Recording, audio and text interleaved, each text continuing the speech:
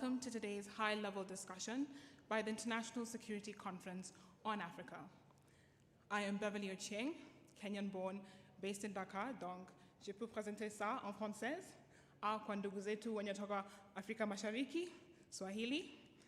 But more from that, we are joined today by more than 300 delegates drawn from at least 50 countries to anchor this discussion around defense autonomy. I will be guiding you today in our discussion, which will be presented by various panelists and specialists, as ISCA wants to be able to draw from a cross-regional group of academics, politicians, and diplomats. Today's topic is, rightly so, the rise of autonomous systems, implications for defense and security in Africa. We are certain that the discussions today and all of your participation will allow us to be able to rationalize how autonomous systems are transforming how states approach military power, combat operations, and respond to emerging threats, and the sense of defense sovereignty from being able to harness that technology for countries to determine their defense capacity and capabilities. Before we go into that, I do want to give just a bit of housekeeping to make sure that we are all comfortable. So do keep your phones and gadgets on silent to allow for everyone to be able to participate in the discussions, in the discourse with minimal distraction. We do have ushers who are moving around the room, so if you would like water or to use the washrooms that are outside in the hallway, please do consult with them. There will be a break in between from around midday to 2 o'clock, both for lunch, but also if you would like to engage in bilateral sessions and discussions with participants or panelists, and we have allocated rooms AD4 and AD5 for that. There's also simultaneous translation, so for channel 1 in English, channel 2 pour français. And in the evening, we invite you all to a gala dinner to be able to continue this discussion and to be able to continue engaging with this. So now to get into the objectives of this and the discussions around this, I would like to invite onto the stage ISCA's Executive Director, Ambassador Frank Kamanzi, for his opening remarks.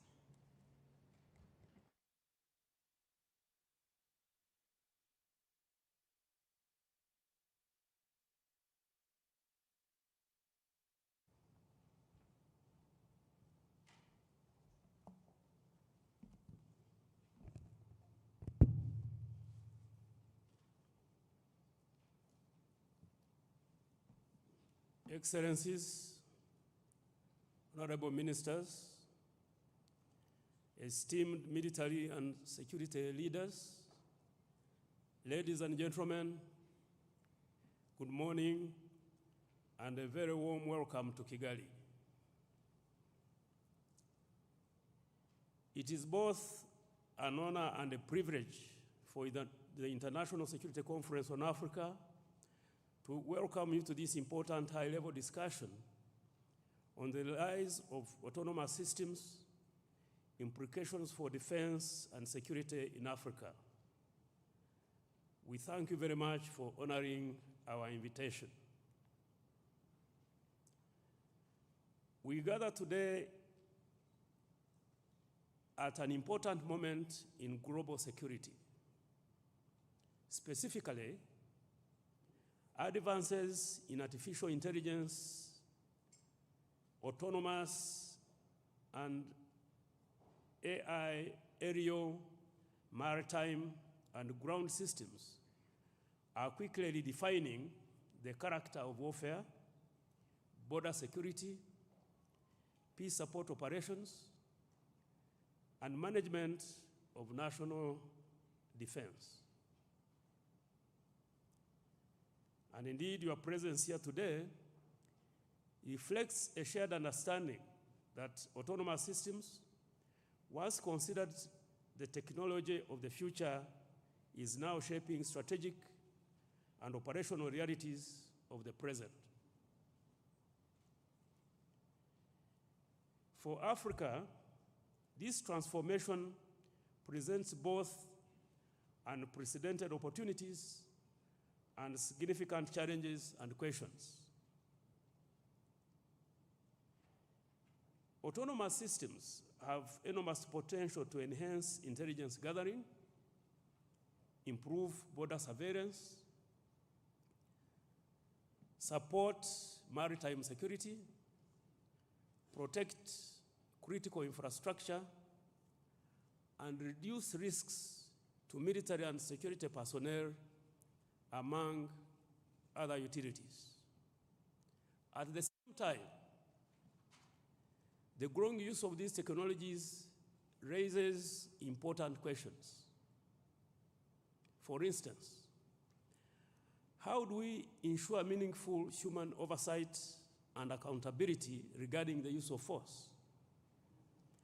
How do we prevent the misuse of autonomous systems by non-state actors?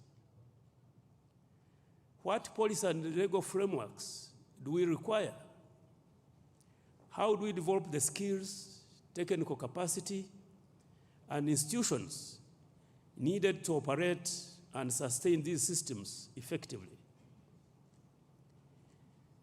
These questions demand collective leadership and cooperation. Excellencies, ladies and gentlemen, the conversation on the employment and governance of autonomous systems is ongoing. Africa has an opportunity to make meaningful contribution in shaping this discussion. Through the African Union, the regional economic communities, national governments, research institutions, industry, and our international partners, we should be able to develop policies and capabilities that reflect our shared values, security needs, and most importantly, our priorities.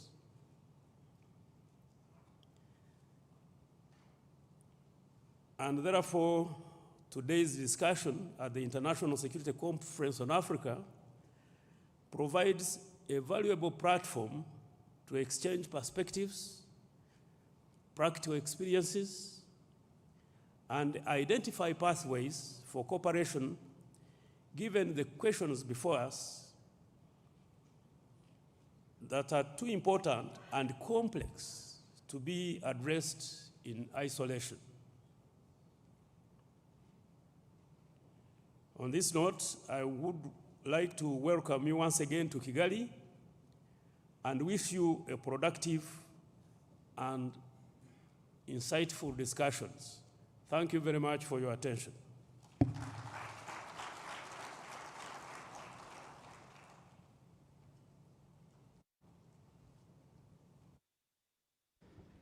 Thank you so much for those remarks, Ambassador Kamanzi. I would like to now also welcome on the stage the Minister of Foreign Affairs and International Cooperation for the Republic of Rwanda, Ambassador Olivier Nduhungirehe. Thank you.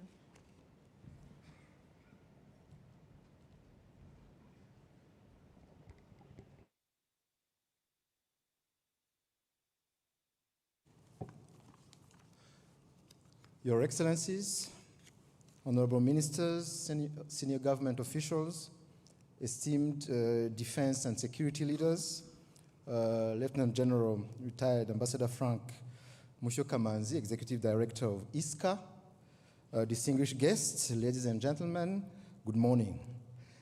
On behalf of the government of Rwanda, I wish to welcome you all to this ISCA high-level discussion on the rise of autonomous systems and their implications for defense and security in Africa.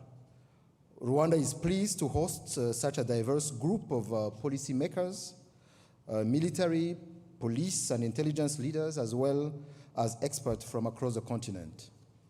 Autonomous systems and artificial intelligence are increasingly accessible, including to non-state actors. This means that our defense and security institutions must continuously adapt and stay ahead. Africa cannot afford to fall behind as these technologies continue to evolve. We must understand the implications for our security, but also for our sovereignty and strategic autonomy. At the same time, autonomous systems also present opportunities. They can help us respond more effectively to some of our most pressing security challenges, including terrorism, armed insurgencies, and organized crime. To fully benefit from these technologies, however, Africa must invest in its own capabilities. This means developing the necessary skills and expertise, strengthening our institutions, and building our capacity to adapt and develop solutions that respond to our own realities. Your Excellencies, distinguished guests, it is against this background that Rwanda is pleased to host today's discussion. ISCA continues to provide an important platform to exchange ideas and develop African responses to the security challenges facing the continent. I wish to thank ISCA for its leadership in organizing today's event and all the delegates for joining us and contributing to these important discussions. I wish you fruitful deliberations, and to those visiting Rwanda, a pleasant stay in our country. I thank you for your kind attention.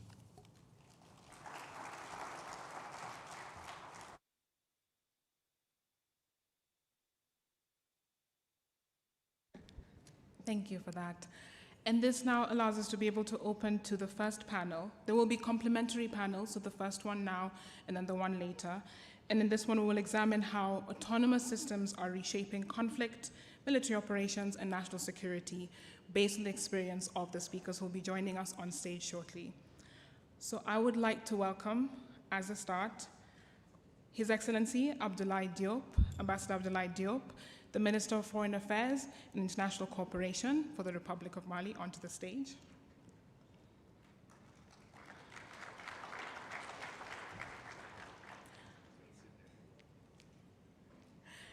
And I would like to welcome Colonel Patrick Njirema, who's the Head of Defense and Research and Development at the Rwandan Defense Forces.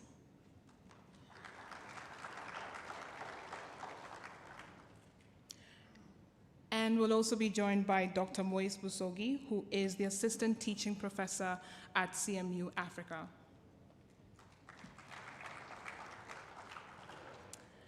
And moderating this discussion is Ms. Eba Kalondo, who was the former African Union Commission spokesperson, and she will be leading this on Africa's changing security landscape, autonomous systems, and emerging security challenges.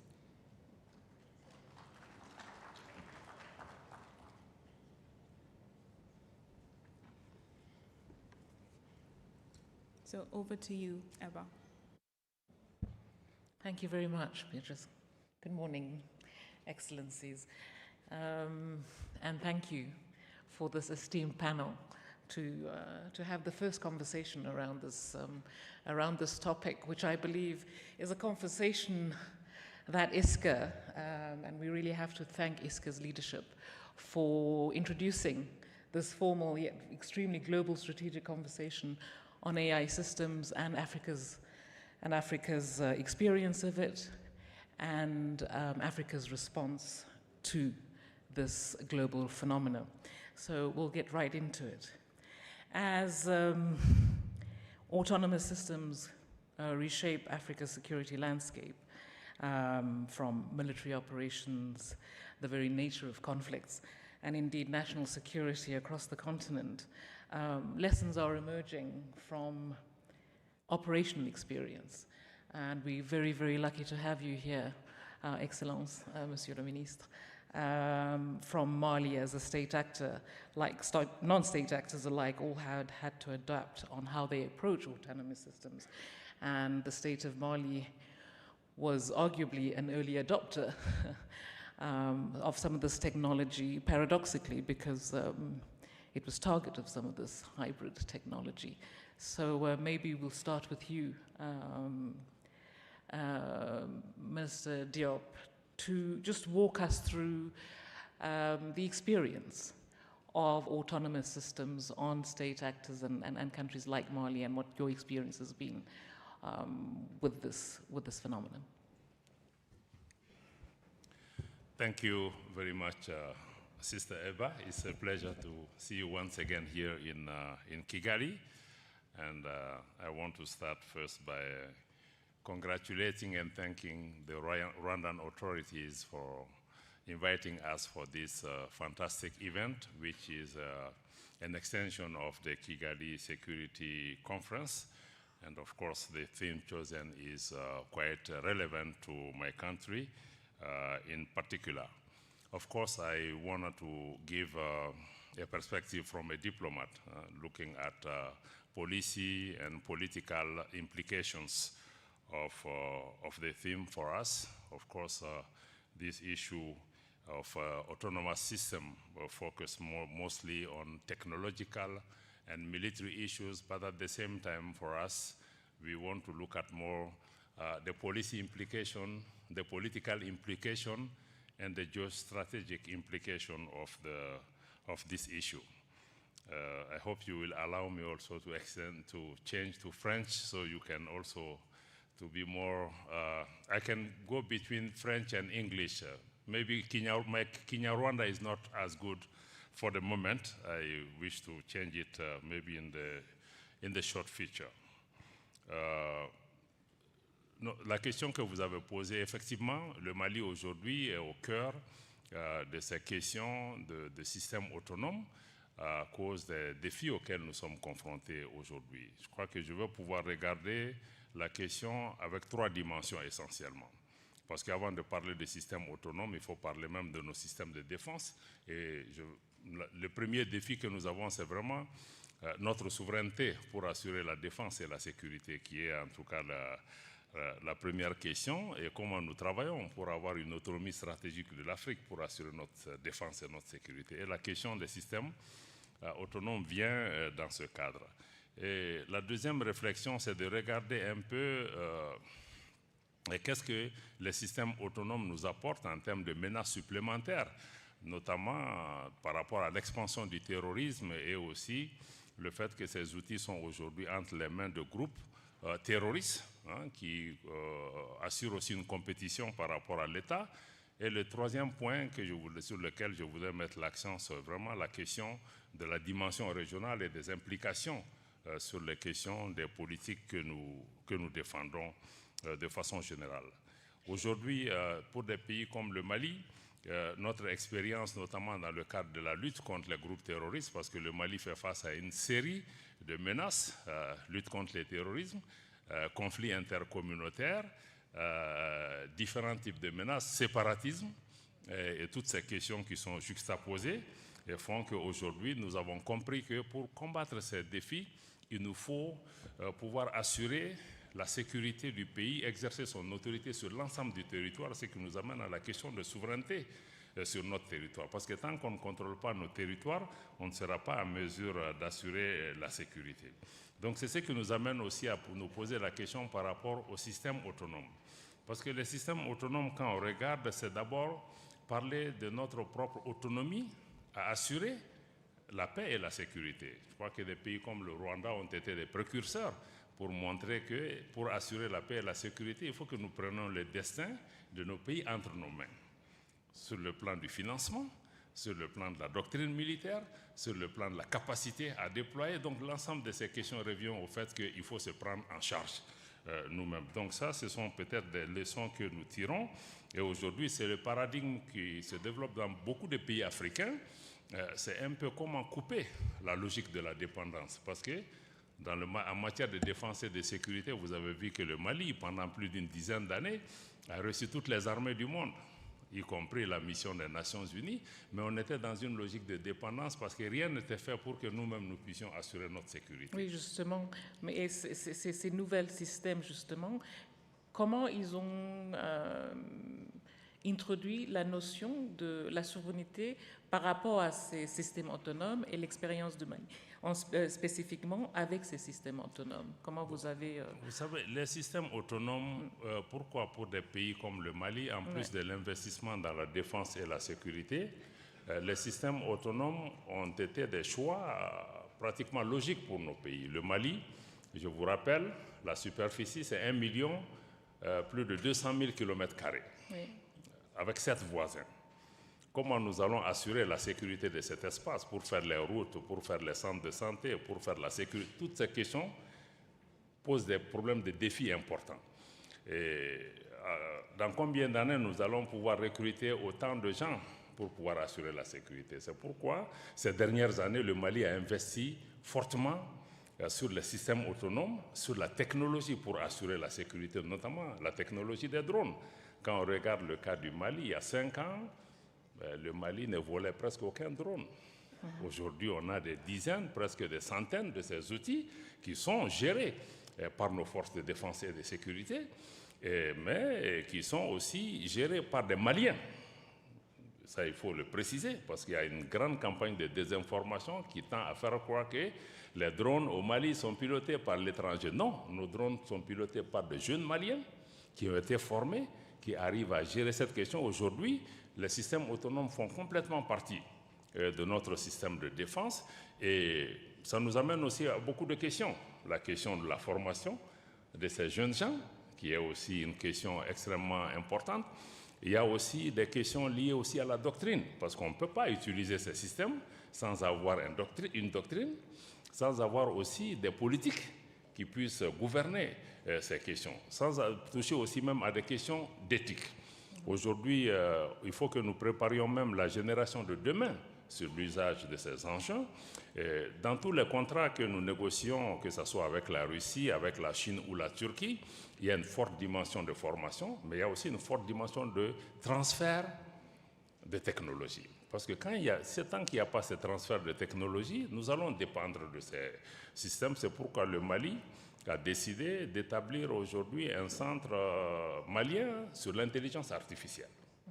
Et qui fait que aujourd'hui, des centaines de jeunes gens obtiennent des bourses pour faire des formations dans ce domaine, pour la défense, mais aussi pour la médecine, pour l'énergie et sur beaucoup de ces secteurs. Donc oui, c'est important, ce système, ça amène beaucoup de possibilités, mais ça amène aussi des défis. Parce qu'aujourd'hui, des groupes terroristes au Mali utilisent aussi ces drones, formés souvent par des Ukrainiens. Il y a beaucoup d'ingérences extérieures par rapport à ces questions qui sont formées, qui utilisent aussi. Donc la compétition, c'est aussi avec ces groupes non terroristes asymétriques, parce qu'on est non seulement dans une guerre asymétrique, mais les systèmes autonomes aussi amènent un niveau d'asymétrie qui fait la compétition avec l'État. Donc ça, c'est aussi les défis auxquels nous sommes confrontés.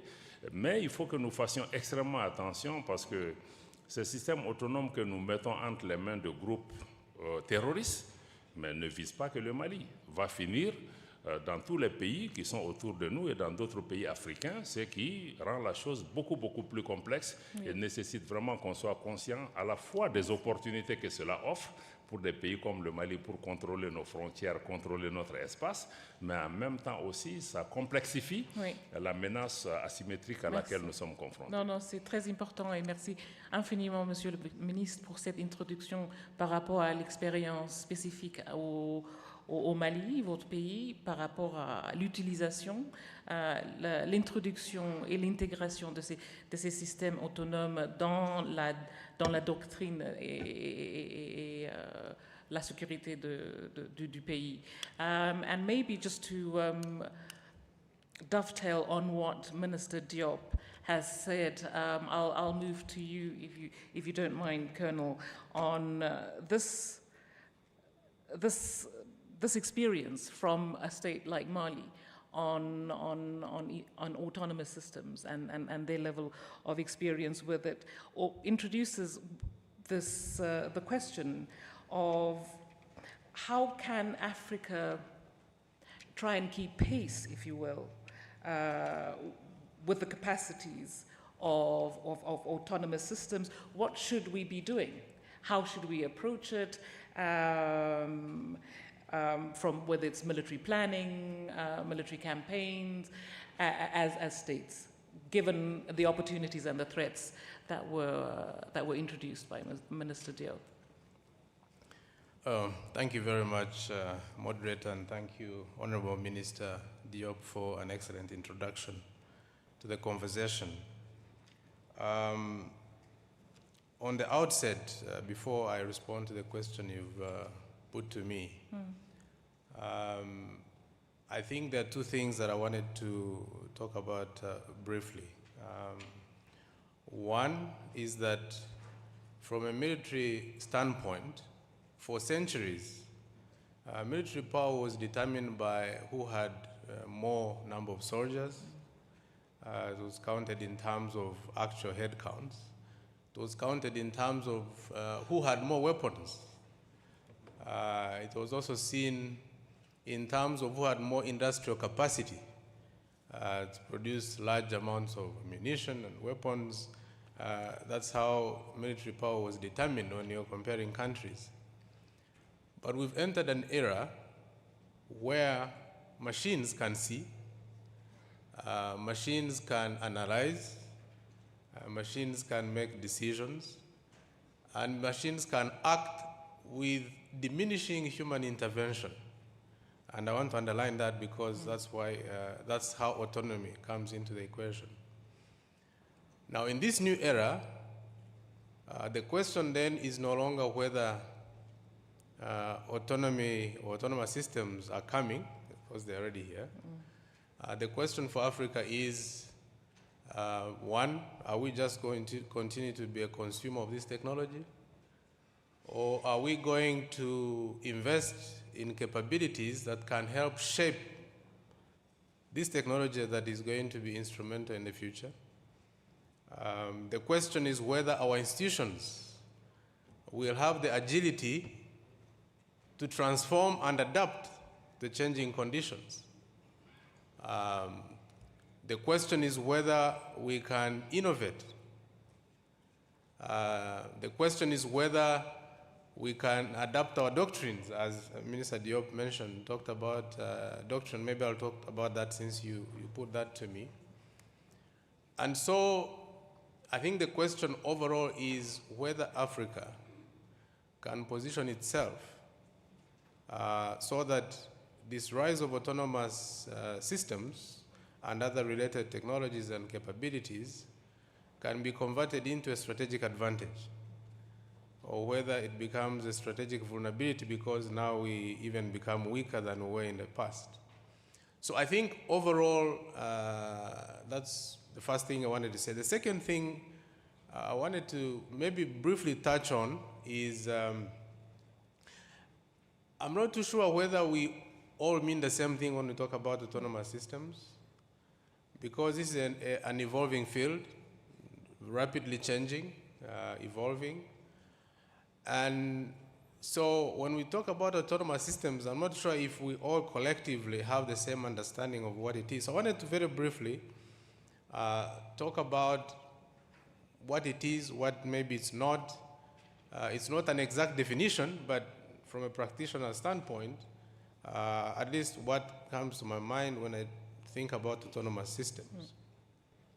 As I alluded to, a fully autonomous system would be one that is able to perceive its environment. It's able to consider a range of possible actions, make a decision, and act autonomously. So, broadly speaking, a fully autonomous system would be that. However, there is a wide range, it's a continuum, it's a spectrum, different levels of autonomy that we can look at. So, for example, you can have an automated system, but it only executes what has been programmed to do. So it doesn't make decisions per se. So for a lot of air systems, for example, they have an autopilot. You can give it, it can go on a particular route, and it will stick the route that has been given. It's not thinking along the way, but it's executing what has been there. So that's an automated system. You can have a system that is remotely controlled. The system could even have a lot of AI embedded in it, but at the same time, it is still 100% controlled by a human operator, even if the system has gone. So that's another variant in terms of different levels of autonomy. You can have a supervised autonomous system, that is supervised autonomy, where the machine makes a lot of decisions, but there is a human who is meaningfully involved in the loop. So for example, you can have an open system that tracks a target, is able to activate itself and do this, but you still keep a human being to make the final decision whether to engage or not. So that's another level. So it is supervised autonomy. But then you can also have fully autonomous systems. So this one is going to do its own thing, and it's going to be on its own, end to end. And so there's a wide range of levels of autonomy that I think is important. And I thought it was important to bring this up because we're going to be talking about autonomous systems the whole day. Indeed. So I felt it was important, early in the day, that we actually talk about this as we get into this conversation. So out of what I've said, we cannot say that AI is equal to autonomy, not necessarily. You can have a system that has very advanced AI, but is not fully autonomous. An unmanned system is not equal to an autonomous system. I'll give an example. FPV drones, these small, very fast drones, I think Ukraine has made them very popular because they've used them a lot. And now even in African conflicts, we see them. It's 100% piloted by a human person. It doesn't even have an autopilot. And yet, it's an unmanned system, it's a drone. So unmanned is not equal to autonomous. So for something to be autonomous, it has to combine all those capabilities. AI, it has to have sensors, eyes to see, you have to be able to process, make decisions, and so on. Now, having said that, I also wanted to now come back to military operations and what this means, and this is the question you put to me. First, I think that autonomous systems are changing the very nature of warfare. What that means is, to begin with, how our institutions, the mindset of our institutions, how we are organized, how we recruit, how we train, how we plan and execute military operations, everything is being impacted and changing because of autonomous systems. Now, let me suggest a number of, I think, immediate implications, and then I come back to, as military defense and security institutions, what we should be doing, and I think that's what you wanted me to speak to. First of all, there are a number of big, I think, lines I want to emphasize in terms of implications. The first implication, immediate implication, is that the very nature of how we recruit, who we recruit, how we train them is changing. So, for example, when you bring a lot of autonomous systems into the equation, the number of personnel becomes less and less important. However, the kind of people that you have, although less in number, now matters much more because you need people who are going to be conducting operations jointly with autonomous systems. You need people who are going to operate these systems. You need people who are going to build these systems. You need people who are planning military operations that have a deep understanding of the capabilities, what the systems are able to do and not do, and the nuances in between. But that's the whole point. If the institutions are forced to adapt their institutional focus because of this new technology, yes, how quickly can they, and what has Randa's experience been with this? Now, how quickly is a very difficult question for defense institutions because defense institutions and military organizations generally have a DNA of being hierarchical. They have very stringent structures, levels of command, levels of authority and responsibility, and things are done a particular way. So this is a particular challenge for defense and security institutions because traditionally, what has been a strength is now a weakness. Right.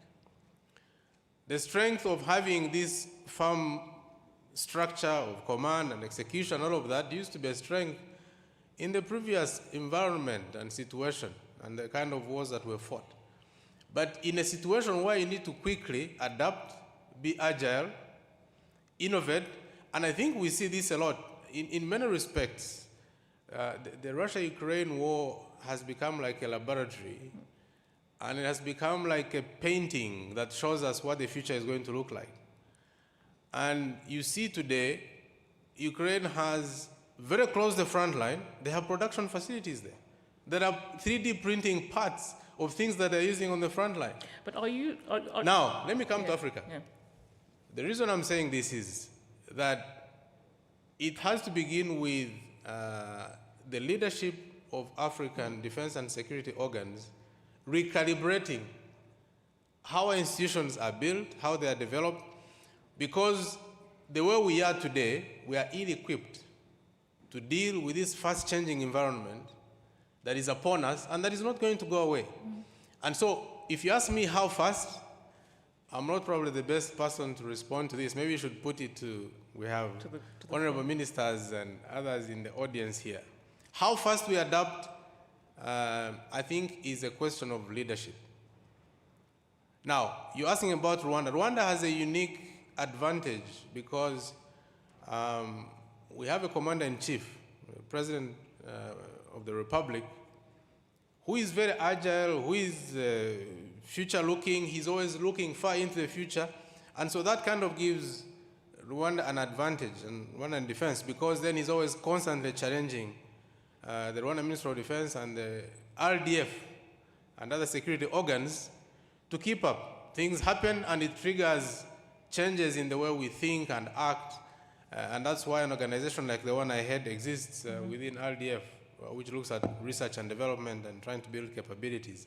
So I think Rwanda might not be a typical example in the context we are talking about, but at the same time, I think Rwanda, but all other countries in Africa, we need to completely transform how we think and how we approach things, and start to think more like how startup companies in the technology domain behave.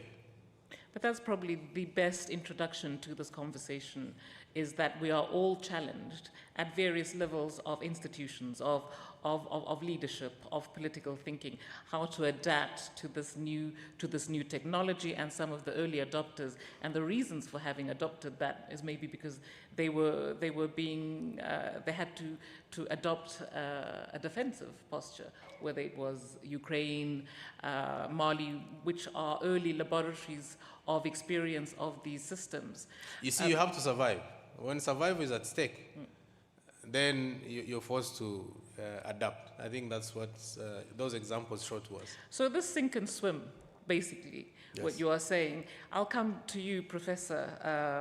And when I think Colonel Patrick tried to define what autonomous systems are versus what autonomous systems are not.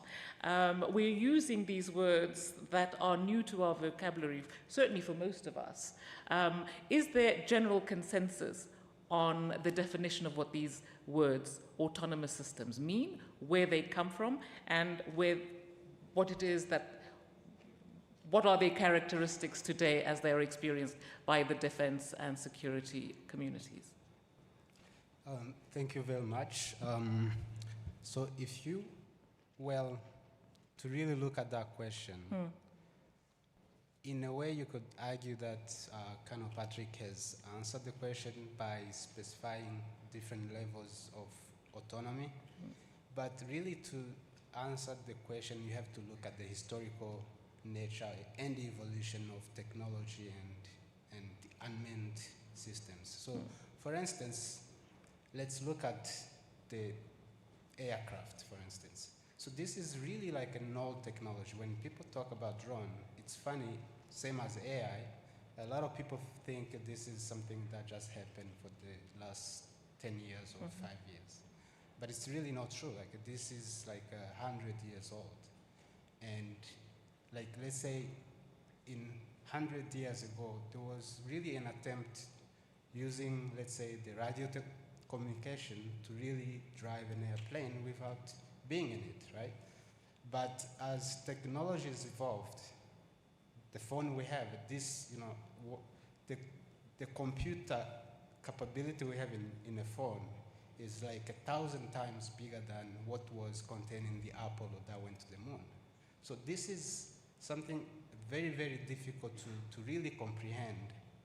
But to really understand what the drone is, you have to look at the historical nature of different technologies, because again, space is one of those technologies that cut across the ecosystem. So when people were trying to the moon, and allow me to use the moon, example, when people were trying to go to the moon, the challenges were not, how do we fly? It was how do we fly? How do we communicate with the ground people? How do we keep the people alive when they are in the system? And so on. So you had to innovate across different ecosystems. And in a way, if you really want to understand what is unmanned system today, you have to look at these components. Like, for instance, the radio communication was one that allowed to communicate when the aircraft is in the sky. But later on, you have the GPS technologies that you could embed into this system. Then, the waypoint navigation was possible. So you could program the system to say, go from point A to point B, because now we have a sense of understanding its positioning, and then activate the engine and just basically move from point A to B. But that was not enough, because the computation was still a limitation. So when the cell phone came, it introduces a lot of chip sensing capabilities. You have the cameras, you have the computation itself, and the ability to move from something, a device that will have to be like hundreds of kilograms to just few grams. And this basically allow it to say, like, now we're putting the capability within the device, right? So it's been a slow progression to where we are today. So when you put the edge computing, then the AI was never needed to be communicated from the outside. You're bringing autonomy within the system. So it's able to sense the environment and get the information it needs to take action, and actually take action. So the technology's advancement is really the key that allowed to somehow take some of the action that were not possible before, but somehow were becoming a little bit possible. On that particular point, so one thing maybe I would like to stress is many of these technologies are global, but usually the environment is very local. So if you are navigating, let's say in Africa, for instance, you need to be able to communicate on the ground. And this rely on the infrastructure, communication infrastructure. So if in the US you have a network of infrastructure let's say every 1 kilometer.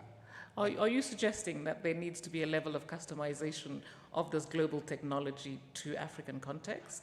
And if so, what are you suggesting? Exactly. So what I'm saying is the way we understand these technologies, it also has to be contextualized.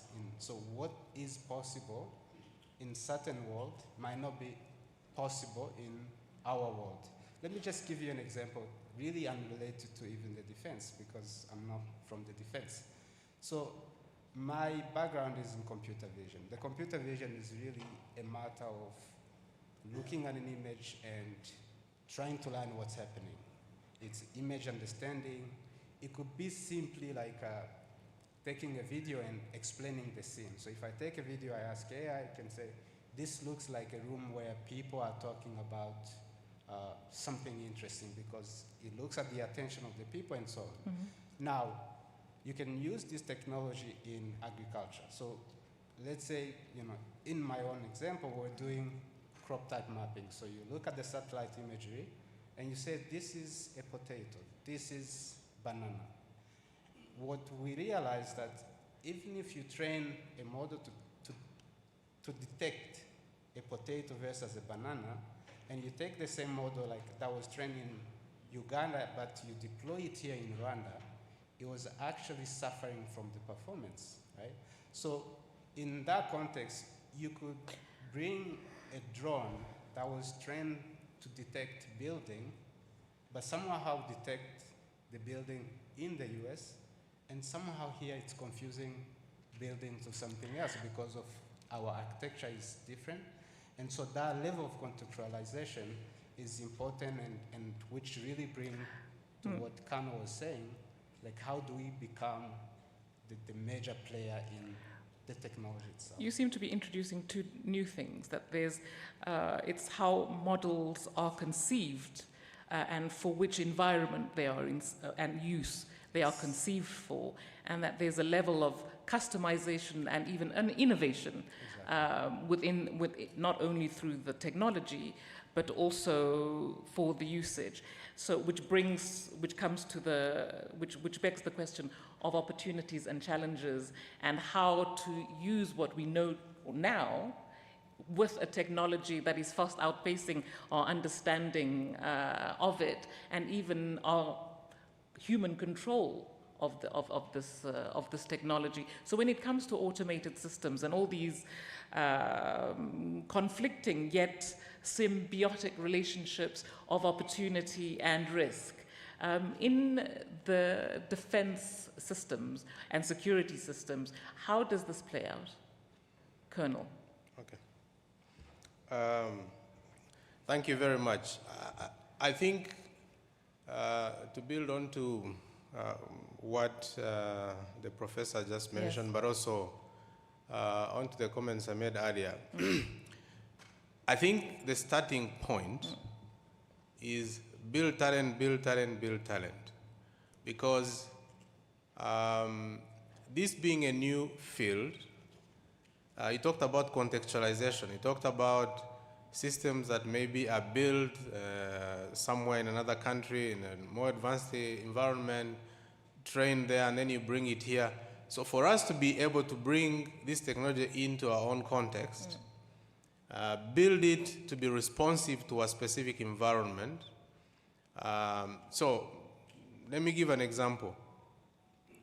If you build an autonomous ground system, and this system is operating in a desert, it's different from a system that is going to operate in a jungle, in a mountainous terrain, in a terrain that is... So it means that the system needs to be able to deal with the environment in which it is deployed. Correct. And by the way, maybe it's something I can throw in here. For the first time in history of warfare, we have seen robots capturing a position and the adversaries on the other side surrendering to robots. We've seen this. You go on YouTube, you'll see that. And so things are happening and happening fast. But for that, for me, I think the starting point is talent, talent, talent. I mentioned earlier that the choice we have as African countries, whether we stay on the sideline where we just simply consume, or whether we actively participate in building these capabilities and shaping them, that begins with building the talent, and in mass.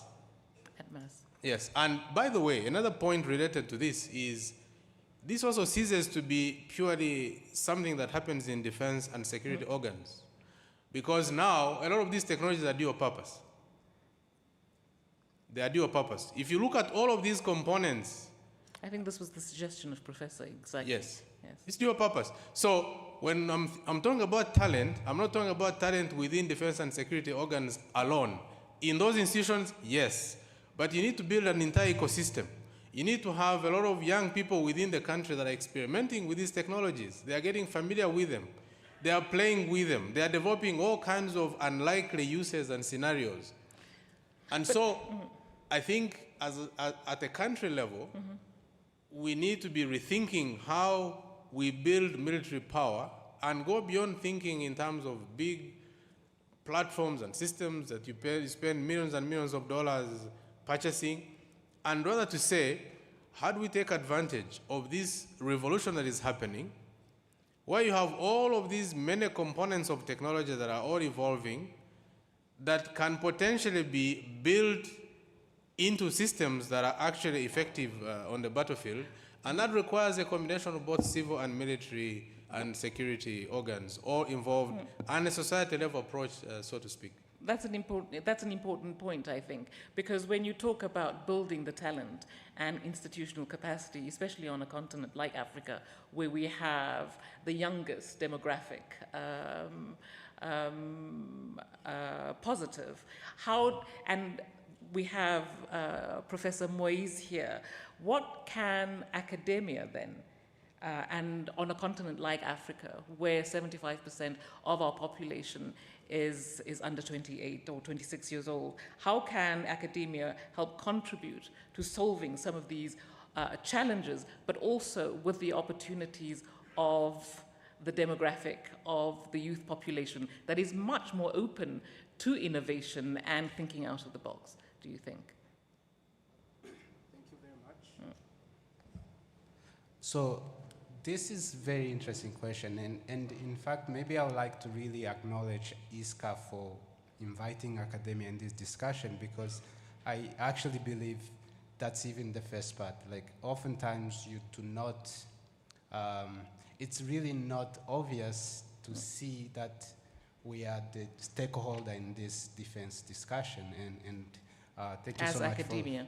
As academia, exactly. Right. So, but this acknowledgement to me shows that at least that's a start. And I would also like maybe to answer that question through some perspective.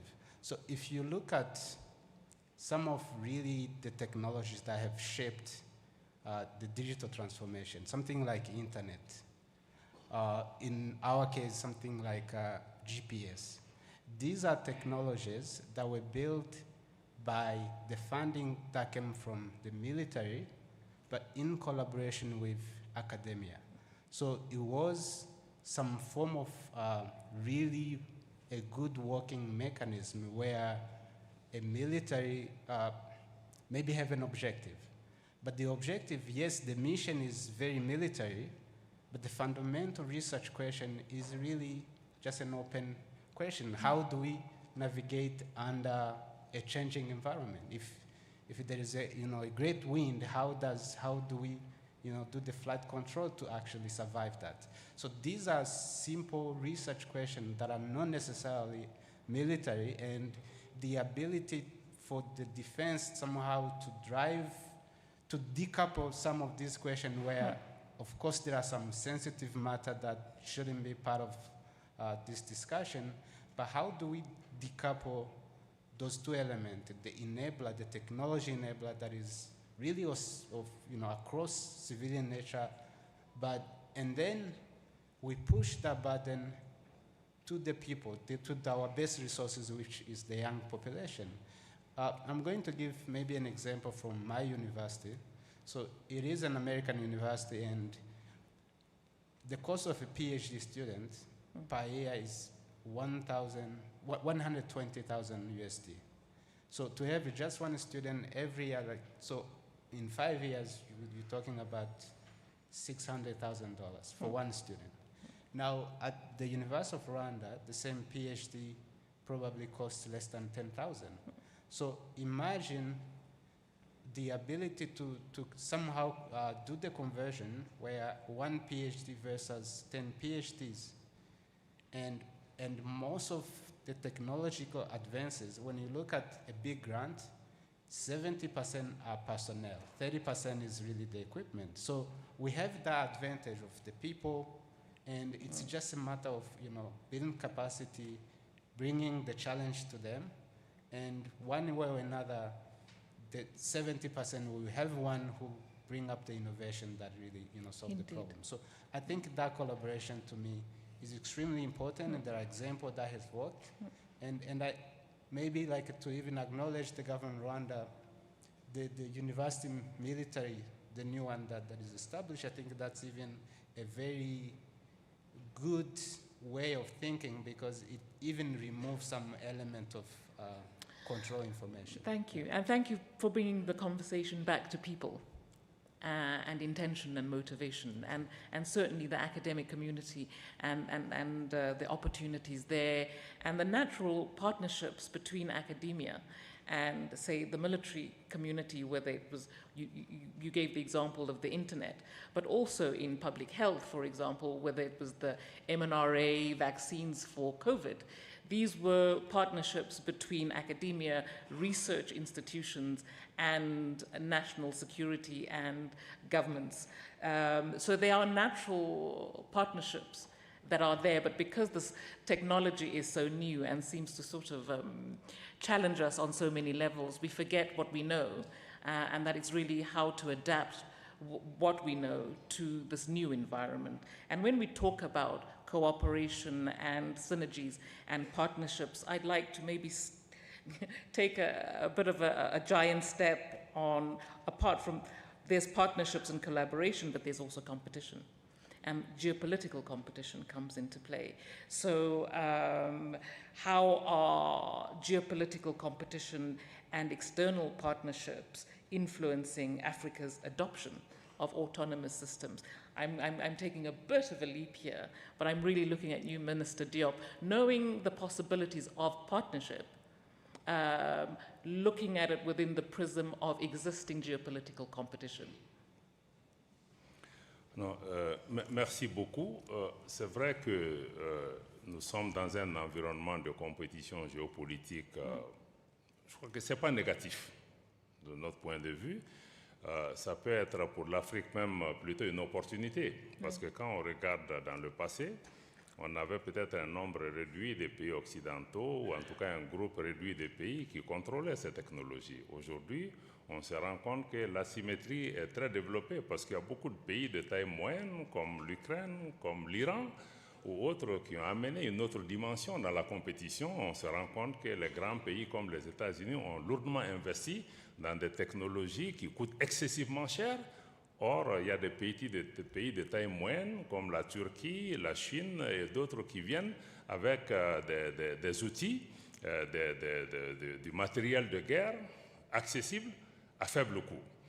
Maintenant, qu'est-ce que cela représente pour des pays comme l'Afrique? C'est d'abord de pouvoir jouer sur cette compétition pour diversifier nos partenariats. Parce qu'il y a aussi beaucoup d'anciens partenaires qui avaient beaucoup de règles qui empêchent l'accès à ces technologies ou l'utilisation finale de cette technologie. Donc, il faut que nous puissions diversifier. En diversifiant, il faut que les pays africains arrivent aussi à mettre sur la table des questions essentielles comme la formation, comme les questions de renforcement des capacités, comme les questions de transfert de technologies, qui pour nous sont des questions extrêmement importantes. Aujourd'hui, des pays comme la Turquie est vraiment un leader mondial. Des pays comme l'Iran, la Russie utilise des systèmes automatisés, des drones qui sont fabriqués plutôt par l'Iran. Donc nous sommes, même dans la compétition, il y a une telle asymétrie que l'Afrique doit chercher sa place, mais non seulement chercher notre place dans cette compétition, mais il faut aussi qu'on change même de paradigme, parce que dans cette compétition, dans cette diversification, il ne faut pas qu'on perpétue un ancien système qui fait que nous ne sommes que des clients. Nous venons acheter, nous utilisons.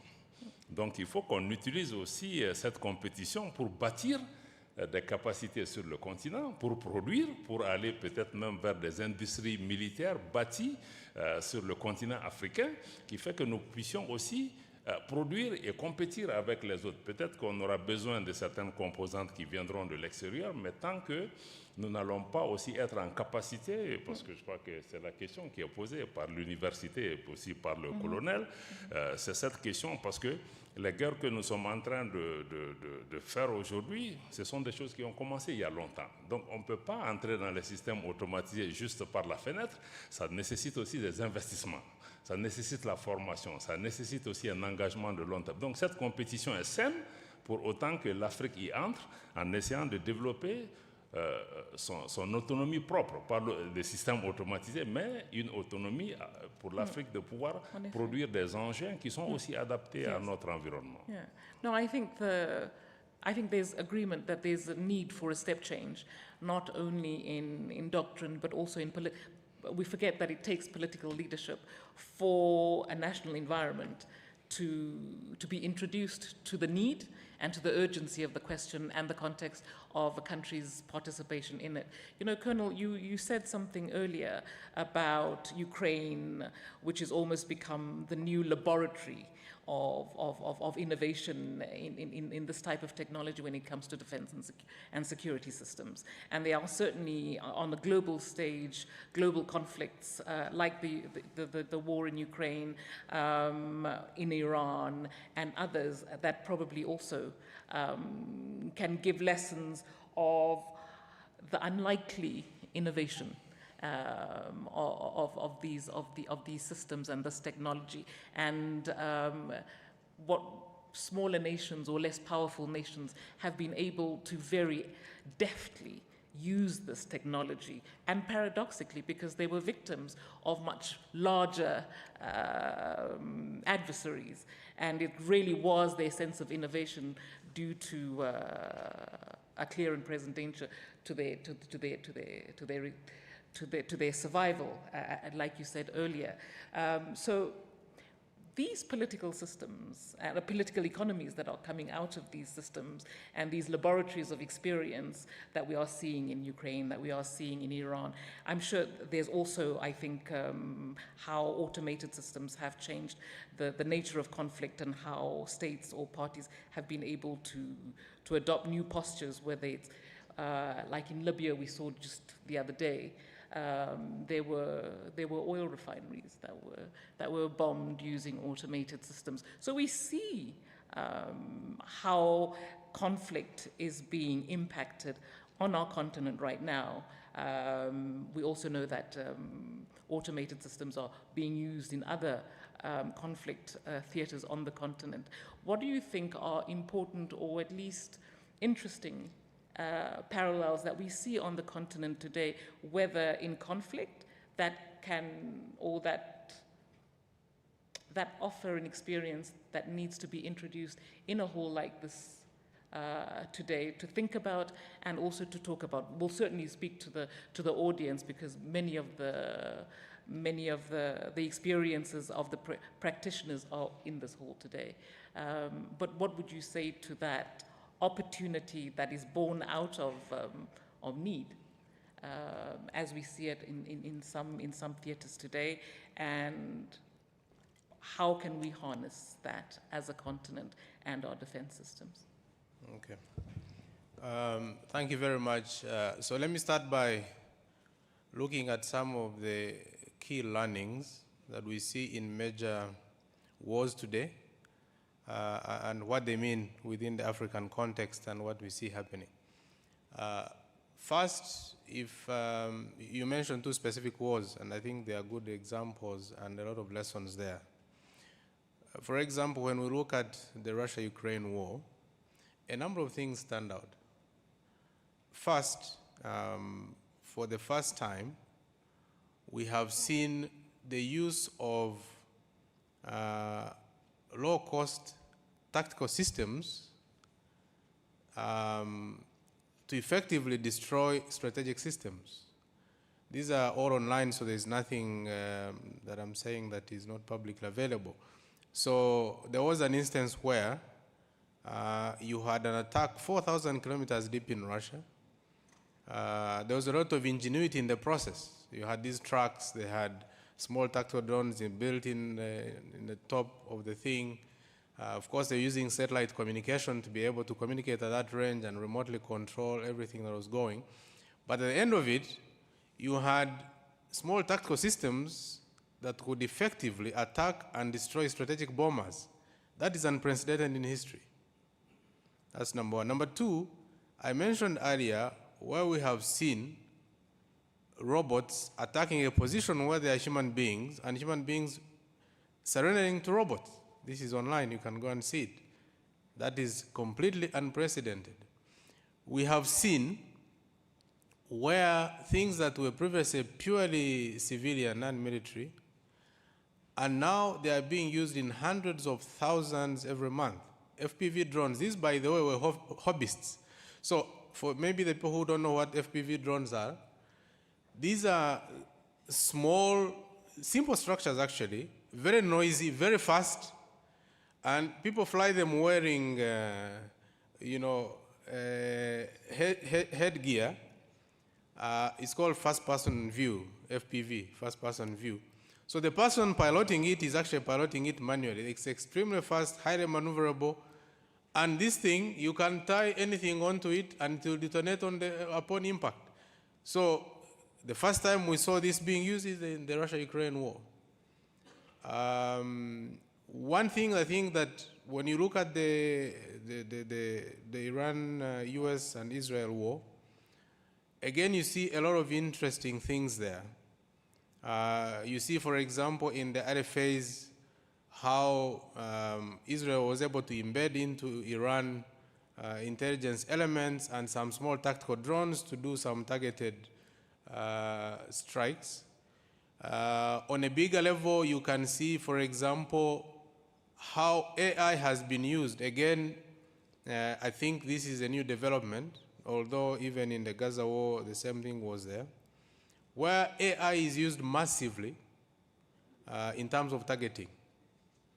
The pace at which that war was conducted, and you could see the media every day. Today, 1,000 targets were attacked. Today, humans are not going to do that. There's enormous use of AI to be able to do that level of intensity in terms of military operations. That is unprecedented. The other thing we have seen that applies both these two wars, both Iran and also in the Ukraine war situation, is asymmetry in warfare is being totally redefined. Asymmetry is where you have two sides that are not balanced in terms of power.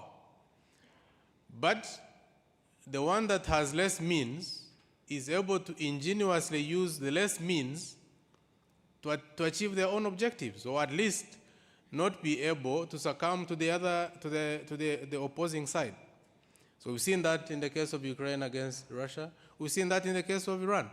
So even if maybe a lot of the systems were taken out, but they will still be able to produce these drones, they will still be able to employ them, and these drones will continue to cause a lot of damage.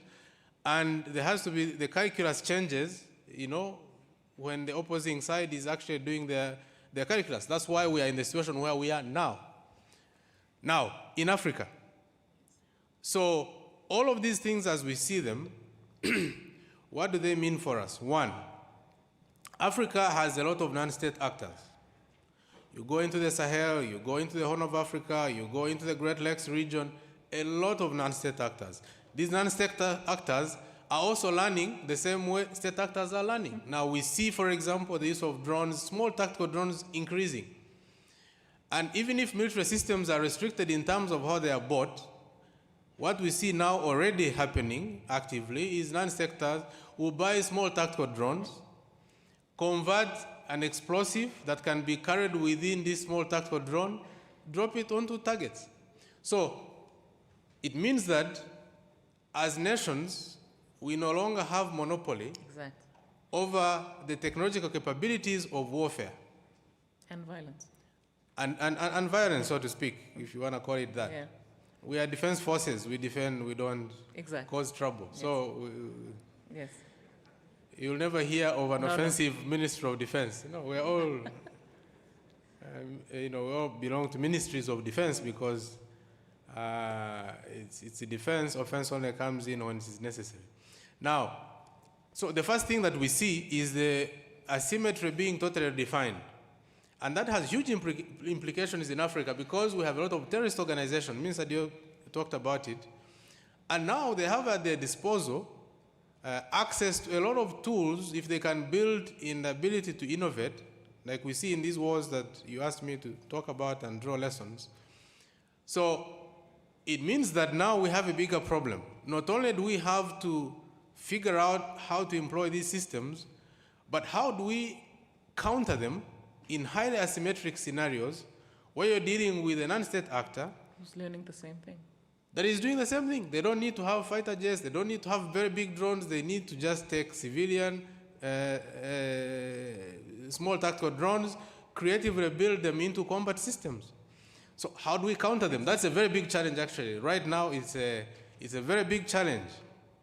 No matter how sophisticated the country is, that's a very big challenge to deal with. And I think it's a very big implication. Well, I think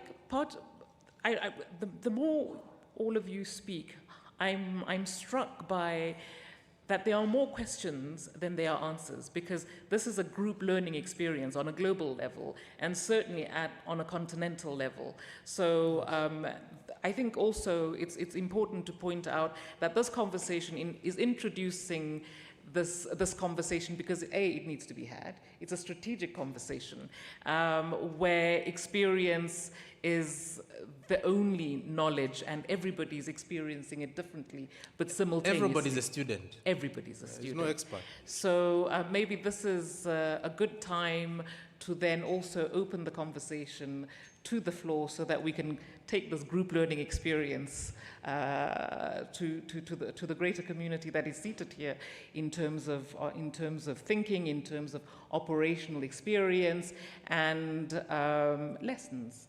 So I'm going to ask the ushers if there are any microphones in the house, so that members of the audience can also contribute to this important conversation. And again, this is an introductory conversation which is important to have so that we can also come up with some consensus on the definitions and the meanings of the words that we are utilizing, but clearly have very little experience in operating. So is there anybody within the audience that would like to contribute to this conversation, especially from what we've already spoken about here, knowing that this conversation will be going on in the afternoon as well? I'm trying to look to somebody with a microphone. There's a gentleman over here. And if you could just introduce yourself and the organization you represent, please. Thank you very much, moderator. I am Ambassador Lieutenant General Tukur Buratai, retired, former Nigerian Army Chief of Army Staff, and former Nigerian Ambassador to the Republic of Benin.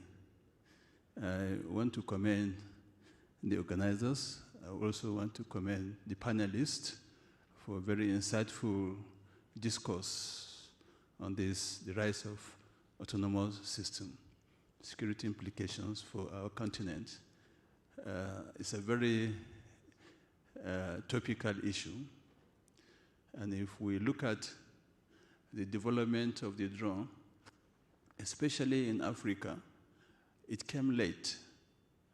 And the desire to acquire it, we've not given it a deeper thought as recently as 2015, 2016, even 2020. The concept of massive use of drones in warfare has not been developed. Although we still come in the next phase of this conference, we'll discuss on concept as well as doctrines and the governance issue.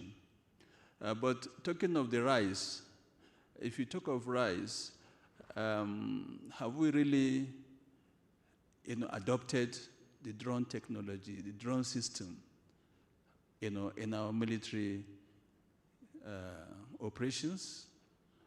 Has the political will been properly articulated to go further to develop this system? I would like to propose that we must go back to the basics to get the technology, and we have potentials for developing this technology. It is not necessarily, but it is the thing now for warfare, but there are so many other functions of this autonomous system. Other countries are using it for commercial delivery and so on, and can be used in the military terms also for casualty evacuation, for supplies, logistics, and so on. These are very important elements. I'm glad Colonel Patrick raised the issue of defense, not offensive. We can use it, for mail delivery. We can also ensure that the system, once developed, can open up our rural areas in terms of border security, in terms of watching, movement of insurgents. The Sahel key, West Africa is facing this challenge right now. And we have that use. Mapping and survey for the surveyors, very important use. So it's a comprehensive approach. And now we may need to start as a government collectively using the AU, regional organizations to identify these uses, not going really offensive, but the offensive is very important. We may end up one day, all of us going underground, because with the AI on a drone, it can identify anybody, within the surface. And you can see how Iran is fully dogging, beneath the surface, to get it, properly concealed, and also to prevent, such attacks on her facilities. So we may end up, this is much more futuristic, but we may end up seeing cities growing, underground, to prevent this very dangerous development in the world. It's not only in Africa. So let me once again commend you for the contribution. Thank you. And we will also further talk during the second session. Thank you. Thank you very much, General, for those insights. And yes, the future is here, and it's a dual use. There was a gentleman right in the front, the third, yes.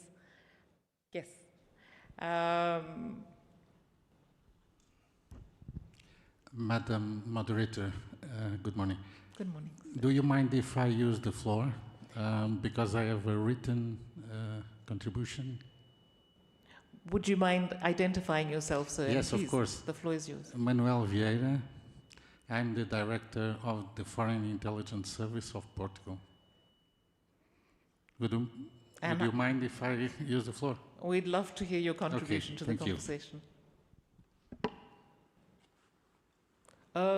You can take the microphone. You can stay seated at your. Bon? Ah.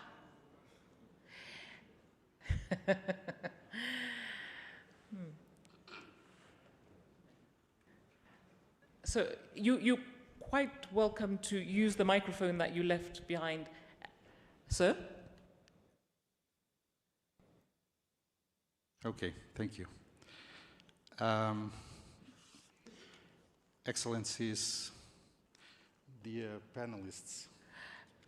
Sir? Yes? You're welcome to make your contribution from the floor.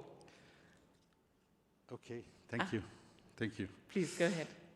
It is a privilege for me to participate in this high-level discussion on a topic that is increasingly shaping the future of defense and security.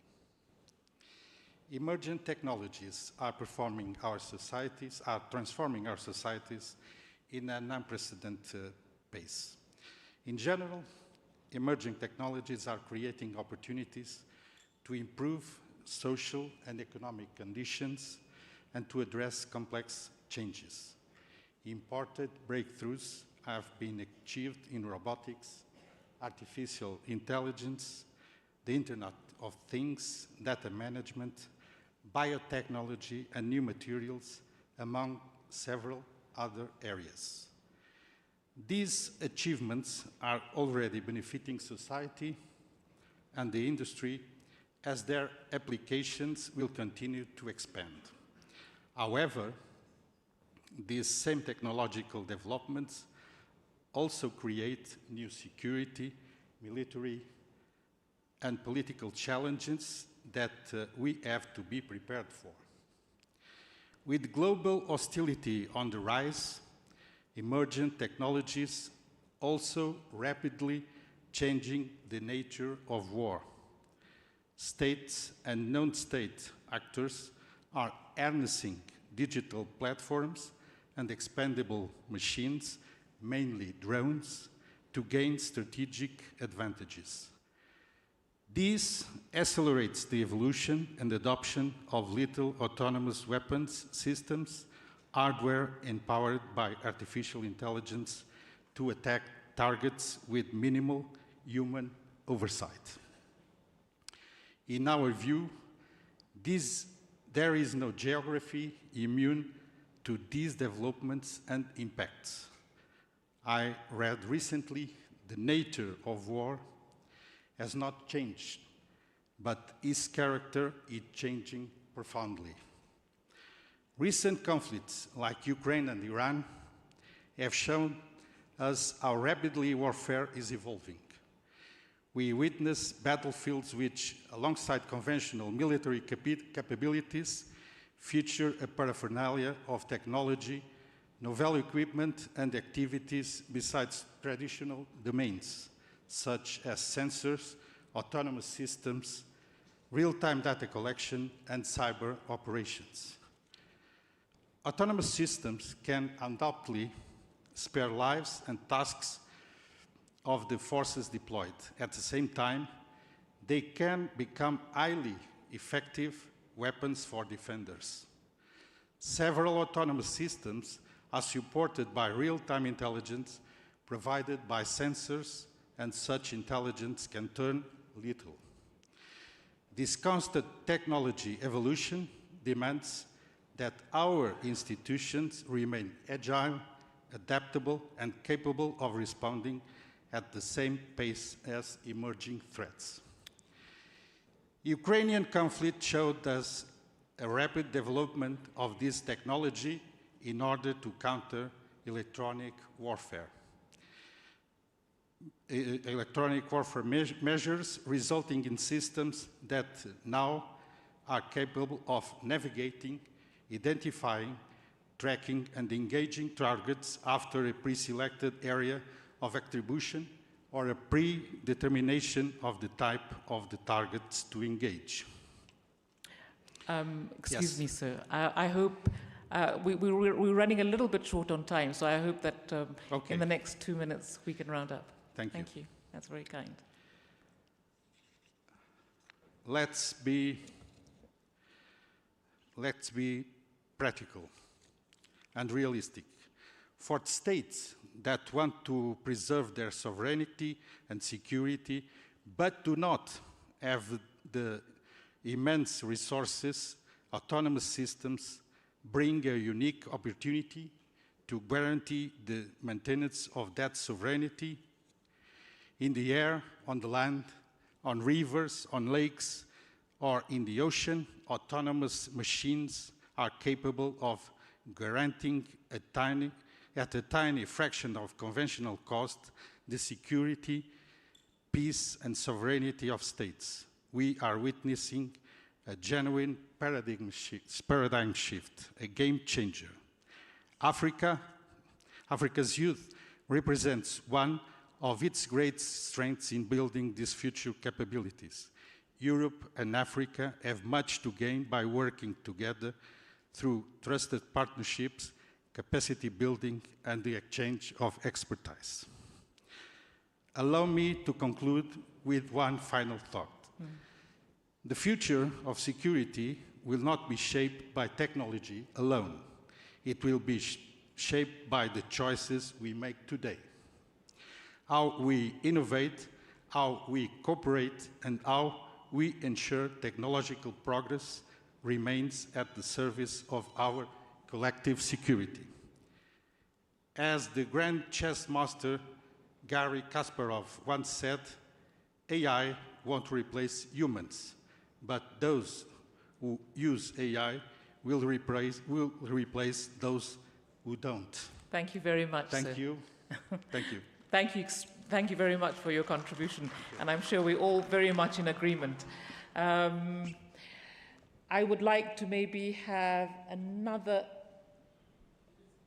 that gentleman in uniform on this side.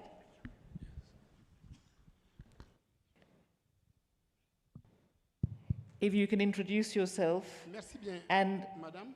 Oui, merci. Maybe before you start, can I just maybe, just a precision, is that hopefully the contribution will be from the floor and no longer than 3 minutes, if you may? It is okay. Thank you. Merci bien, madame. Merci à toute l'audience pour cette Vous opportunité. pouvez vous introduire votre nom et Je vais l'organisation? le faire. Je suis le Merci. colonel-major Yacouba Sanogo, des représentants des forces armées maliennes. Et c'est un plaisir pour moi de partager ma vision sur l'évolution des armées africaines avec l'arrivée des systèmes autonomes. Aujourd'hui, l'armée malienne connaît un renforcement de ses capacités sans précédent, ce qui est le cœur même de notre stratégie de sécurité nationale. Il ne s'agit pas seulement d'augmenter le nombre de soldats, mais vraiment de monter en puissance pour sécuriser chaque recoin du Mali de façon durable. Cette volonté vient directement de nos plus hautes autorités avec 3 principes clairs: la souveraineté nationale, le libre choix de nos partenaires et la défense des intérêts du peuple malien avant tout. Pour y arriver, nous investissons beaucoup dans le matériel moderne, la formation de nos troupes et un nouveau redéploiement sur le terrain afin que l'État soit présent partout. Dans ce cadre, l'arrivée des technologies autonomes, comme les drones et les robots terrestres, change totalement notre façon d'agir. Ces outils sont devenus essentiels pour surveiller nos frontières, nos vastes zones désertiques en continu et anticiper les mouvements de l'adversaire. En plus de la reconnaissance, ces systèmes apportent un soutien tactique majeur aux unités sur le terrain, ce qui change la donne dans la gestion des conflits. Pour bien maîtriser ces outils, les FAMA ont formé des experts maliens, aussi bien des pilotes que des maintenanciers, des techniciens de maintenance très qualifiés. Cela dit, l'usage de la force reste très encadré par des règles strictes et une chaîne de commandement humaine que nous restions responsables et respections les droits fondamentaux. C'est une question d'éthique, indispensable pour garder la confiance des citoyens envers leur armée. Il ne faut pas non plus oublier les grands défis que pose cette révolution technologique. Le fait que des groupes terroristes utilisent des drones contre les civils est une menace qui devient de plus en plus inquiétante. De la même manière, le fait de dépendre de l'étranger pour la technologie pose des problèmes de souveraineté numérique et de protection des données. Il est donc important d'accompagner les progrès techniques par des innovations pour créer des industries locales comme le BAMEX, le salon de l'armement de Bamako, en novembre prochain, mais aussi des lois et un cadre éthique solide. Madame, pour conclure, la modernisation des FAMA, des forces armées maliennes, avance grâce à l'achat de matériel de pointe et à une réorganisation profonde de notre défense. L'avenir de notre sécurité dépend de notre capacité à former nos propres experts, à mieux coopérer dans la région et à adopter des innovations de façon souveraine, tout en neutralisant ceux qui cherchent à nous nuire. Je vous remercie. Merci infiniment, Général, pour ces remarques fortement importantes pour notre audience aujourd'hui. And maybe just dovetailing from that, are there any other practitioners and any other experiences from the floor that participants would like to share? I see a hand on the side. On the side, please. Thank you. Thank you. I am Lieutenant General Traore Sidiki Daniel, former force commander to MINUSCA. But I would like to intervene in French, if you allowed me. Bien évidemment. Merci beaucoup. Je voudrais commencer à partir d'une réflexion géopolitique. On dit que le monde est gouverné par des centres de puissance ou en tout cas des entités qui ont des volontés de puissance. Aussi bien les entités étatiques que les entités non étatiques. Et nous sommes dans un contexte mondial de nos jours où ces différentes entités voulant mettre en œuvre leur volonté de puissance s'affrontent. Et quand c'est entre l'État et les structures non étatiques, c'est des conflits de type asymétrique. Et vous avez si bien dit aussi qu'aujourd'hui, le marché est ouvert pour la connaissance des systèmes autonomes. C'est un peu sur la place publique. Chacun peut s'en procurer, chacun peut avoir la compétence. Et je crois que toutes les parties s'y mettent. Alors, je me pose une question. Ne risque-t-on pas d'être dans une lutte effrénée de positionnement sans fin si nous mettons tous nos atouts dans le cadre du développement des systèmes armés, sachant que les structures non étatiques connaissent aussi nos vulnérabilités qui se trouvent dans le domaine du développement de l'économie. Est-ce qu'il ne serait pas bon, tout en se préoccupant du thème qui est le nôtre aujourd'hui, de faire l'ouverture et de mettre en parallèle cela avec aussi l'usage de ces systèmes autonomes au profit du développement économique et du développement tout court? Voilà ma préoccupation. Je vous remercie. Thank you very much. Vous avez bien raison, Général. It's true that there's an equality of opportunity in this acquisition for knowledge and experience between state and non-state actors. But if this is, and like you say, is this becoming a new race? And if so, how do we pace this race, and should it have guardrails? And I think those are questions that will be raised in the panel this afternoon around the governance and other ethical guardrails of how to pace this technology within the African experience. But I'd really want to come back to my panel now, and I want to start again with you, Colonel Patrick. From what you heard from the floor and the types of experiences, partnerships, and of course shared values and commitments on how to use this technology as evidenced by the contribution by the gentleman in front of me right here. What are the opportunities, in your view, of this technology at state level in defense and other civilian industries that you see? Thank you very much, moderator. I think indeed, as raised on the floor, actually by the two generals, the conversation here was focused on defense and security, but autonomous systems are employed across the board, and they have enormous potential for economic development.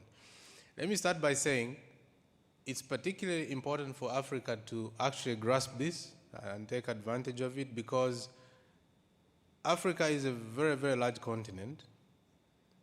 You can literally fit the US, China, India, and there's enough room for Argentina into the landmass. That's what I'm trying to say. Now, although it's not the case for Rwanda, but there are a lot of large countries in Africa. And these countries have a lot of porous borders. These countries have large ungoverned spaces. These countries have enormous potential for agriculture, for all of these things. These countries need to deal with the changing environment, environmental concerns. And what autonomous systems is giving, for example, is the ability to be able to deal with large geographic areas. It gives you an ability on the security side, for example, to be able to do effective surveillance of border areas, deal with cross-border crime. It gives you the ability, for example, there are already today autonomous systems in agriculture that are revolutionizing how agriculture is done. Africa is a very large continent with large chunks of arable land, big potential for highly productive agriculture using autonomous systems. These already exist and are employed in some of the developed countries. So I think, like every new technology, the limitation is more on the imagination and ability to employ this specific technology within specific context. So in terms of the potential for economic development, I think the potential is enormous. I think General Bratai emphasized this point, and it's key.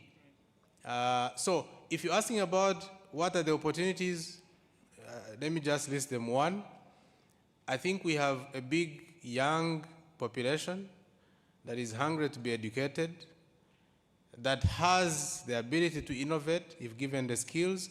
So I think there's a big opportunity there in terms of dealing with the youth that we have on the continent. Now, this is a double-edged sword, by the way, because the more you introduce autonomy, the more you need less and less human beings. But at the same time, the autonomy itself needs people to build it and develop it and go up the value chain. So it's a double-edged sword, so to speak.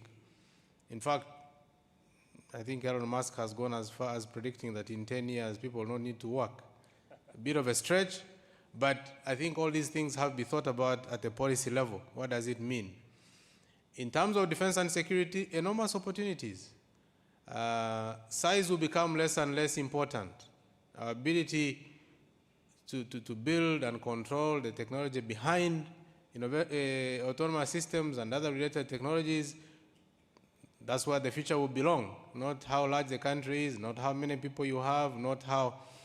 And so I think the thing I would like to underline is you cannot even definitively define opportunities because we are dealing with innovative technology, space of innovation, where the sky is not the limit.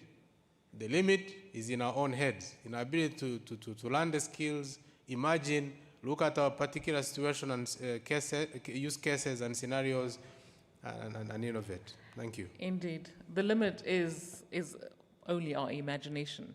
And you started saying that it's around building the talent and how to adapt and refocus our institutions and our national environments through political leadership and otherwise to be able to shepherd that process. When it comes to academia, for example, Professor, I'm coming back to you. Where do you think are the opportunities, or how can academia now, knowing the dual usage, knowing that we are already using autonomous systems in agriculture, in sectors of public health, in other civilian sectors, what do you think are the main challenges, or at least that you see at this point of our conversation and experience of autonomous systems from a civilian point of view, academic point of view, and how it can be harnessed in other sectors? What are the, apart from our imaginations as limits, what other challenges do you think should be pointed out from your experience? Thank you very much. So the opportunities are not difficult to miss. They are everywhere. I think Colonel Patrick mentioned many of them. The limitations are also, many of them are very obvious. In fact, when you look at the threat, the capacitation of any individual to do harm, that then end up making the industry overregulated for a good reason. And overregulation, typically, the result is that, students are not given place to play with these technologies because the consequence of a mistake, the consequence of bad intent is very, very large. So finding the middle ground where there is innovation, there is learning opportunities, but somehow having that balance where any intention is somehow, limited. Now, with that said, here being on the continent, there is always this challenge of like, when are we going, and it's a chicken and egg. When you are acquiring new technologies, oftentimes there is still this advertisement like made in the US, made in here, right? And so when you build something and say like, this was built by people from the University of University of Rwanda, we tend to say like, hey, maybe I will look into it. But let me take that one and run with it. When I have time, I will just check this one. What do you mean? What I mean is, a lot of time, we tend to believe that since these people, like the Western people, have done it for a long time, their products are more mature, their products are more reliable, and we don't give a chance to these struggling technologies because that's how you grow. Maybe it's not really good across the spectrum, but then how do you become good across spectrum if you are not given a chance, if there is really like all the funding to this system is going abroad?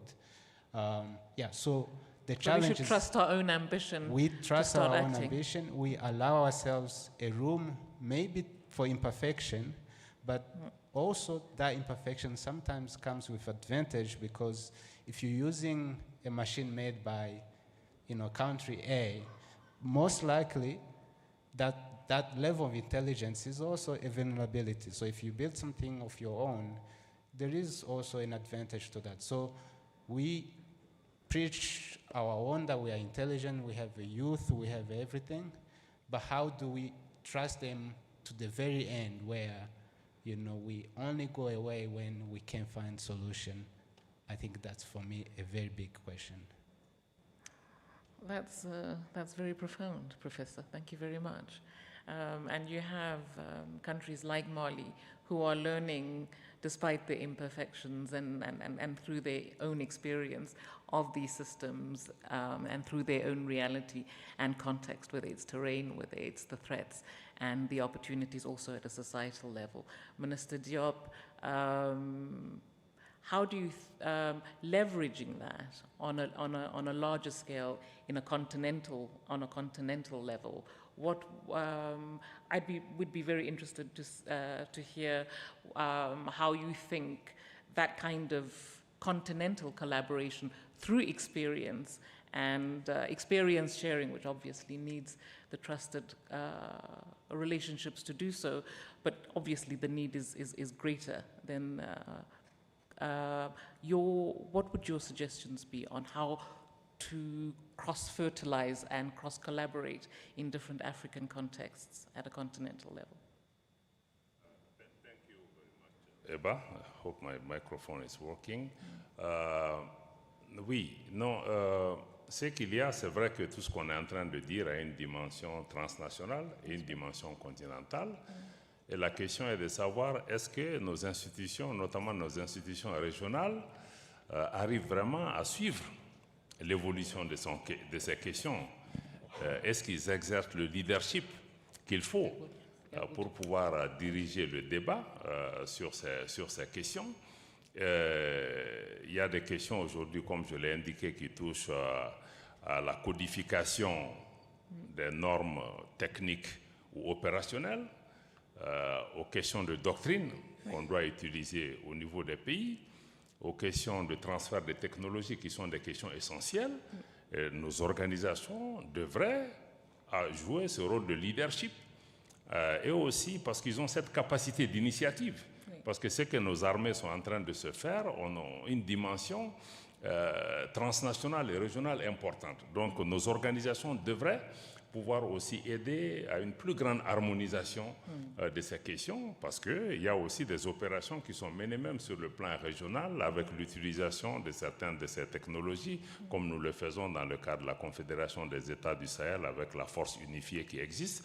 Donc, je pense que nos organisations doivent assurer un rôle de leadership, un rôle d'initiative pour permettre de mieux préparer. Préparer même, c'est un mot tardif parce que nous sommes déjà au milieu du problème pour que nous ne soyons pas en reste. Et ces organisations doivent nous aider aussi à travailler pour briser la chaîne de la dépendance. Oui.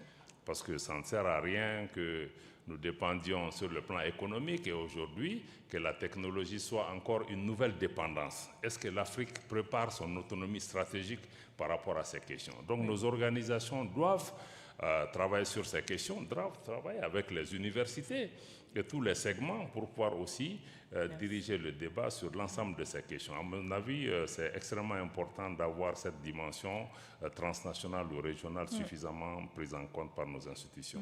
Merci beaucoup.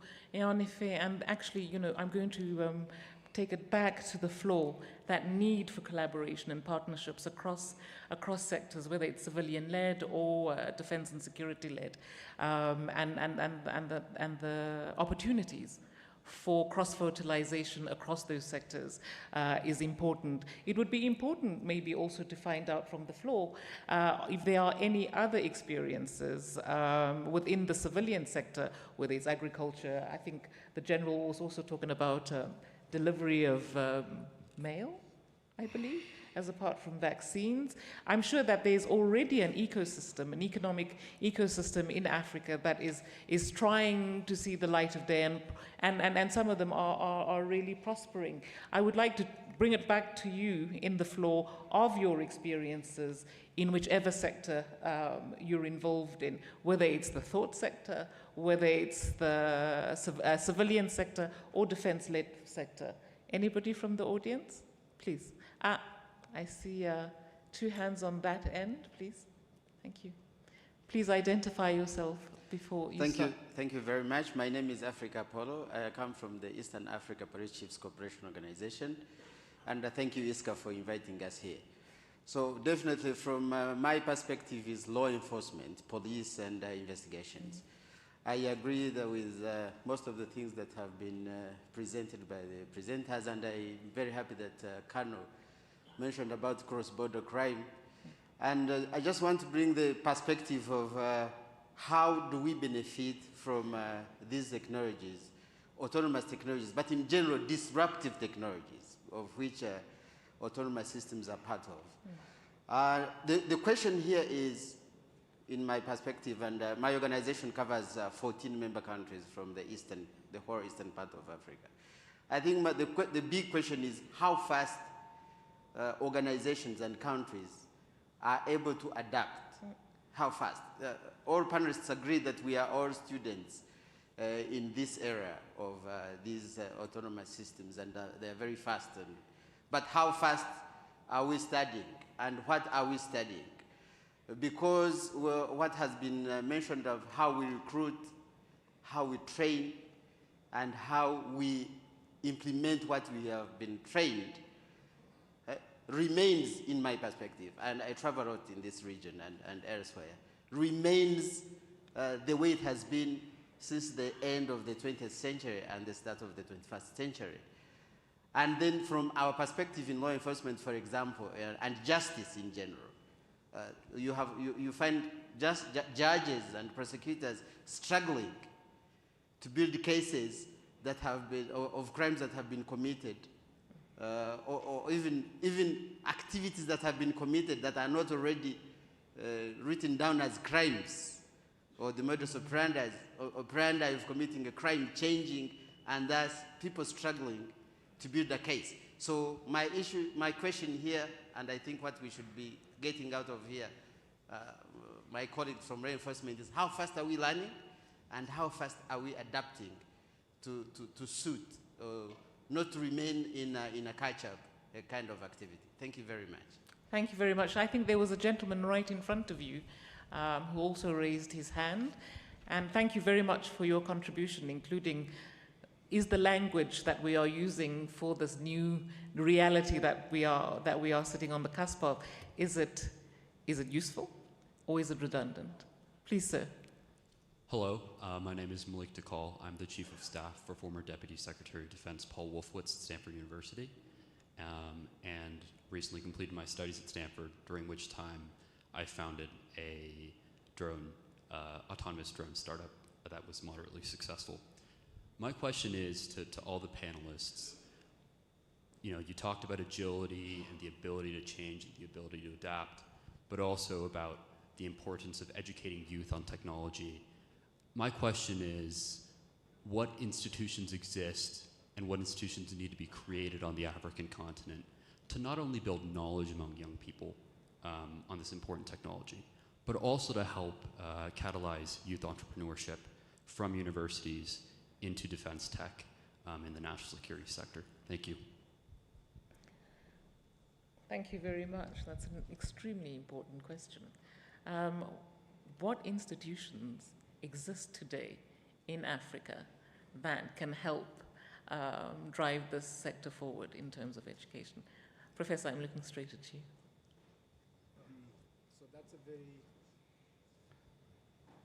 Hello. Good. So that's a very good question, and in fact, it's a very timely question because I speak from maybe where I'm from. The discussion around how you build knowledge, but also the knowledge transfer into the innovation is something that's really happening across Africa. And we've seen, like at CMU Africa, we actually have an innovation lab where good ideas compete, and those that somehow wins, they are incubated within the university to turn them into product that goes out there on the market. Now, it's easier, said than done, because when you look at the financing scheme, you might have a very good idea that could even get you like $1 billion if that same idea was born in Silicon Valley. But if it's born here, you actually might end up even getting out of that idea and finding a job. So I don't know, I don't have an answer for that, but the challenge of financing, and especially when a young person has a great idea and he's choosing whether to pursue that idea versus getting a job, to feed his family, that becomes a very, very big challenge that, that is really beyond the universities, and I think it needs to be looked at the policy level, at the minister and everyone. So I think the organization are there, the willingness are there, the resources haven't caught up, and so you have these youth that are trying really good ideas, but 5 years later you learn someone has just taken a job somewhere, even though their ideas somehow, to me, looked a little bit better than some of the ideas that became the unicorns. So maybe I will end there, give the other people to say something. Extremely thought-provoking answer. Please, Colonel. Maybe I'll just add that besides autonomous systems, there are all kinds of developments that are happening, and put together, I think, present an opportunity. And we didn't talk much about the opportunity, for example, that AI presents in education. And the professor earlier mentioned that you would need to spend $120,000 per year to go into some of these top universities. But today, AI has revolutionized how we access knowledge.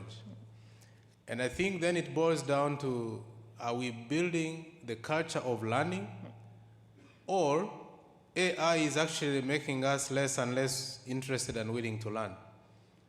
Because knowledge is at the fingertips, you type and you get it, but can also sometimes disincentivize people to learn deeply. And to be able to build these systems, you need to learn deeply. And so I think then the question becomes, how do we, for governments, put policies in place, frameworks, how do we create spaces that encourage learning and people coming together and sharing experiences and working in teams to build systems and so on and so forth. But most importantly, how do we build a new culture of learning that takes advantage of all the developments, especially that AI has brought in terms of education and learning, to acquire knowledge faster, because now you can literally go into any domain and you get it. It's right there. And it's improving every day. So I think that's another question that we need to think about in terms of how we learn, and stop thinking about the traditional institutions only. Indeed. Maybe we need to think creatively in terms of policies, in terms of spaces, in terms of how to build a culture of learning deeply despite AI being there. So we use AI to learn deeply as opposed to AI causing us not to stop learning. What's interesting here is the enthusiasm to let old definitions by the wayside in acknowledgement of this new era that we are entering, where old knowledge serves us little, and being uncertain of where to go, one's ambition to move forward is already enough, and redefining even the word education. What is education? What is learning? And the African context of where we want to be in terms of how we want to learn and towards what end. These are conversations that are expanding. Certainly the automated systems conversation even further, as it should be, because it is an all-of-society conversation.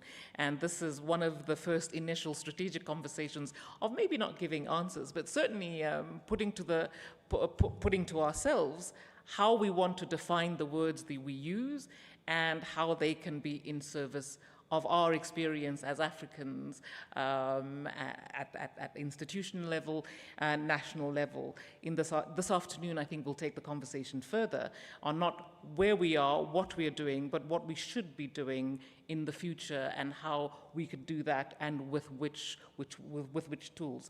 I hope this conversation has introduced some of the questions of the experience, of the ambition, and also of the questioning of the words and its use and how we can innovate it for our usage, whether it's civilian use and military and defense use. We are literally on the cusp of something absolutely new, and redefining what we want to know and how we want to know it is important in framing those questions as intelligently and strategically as we can. Thank you very much.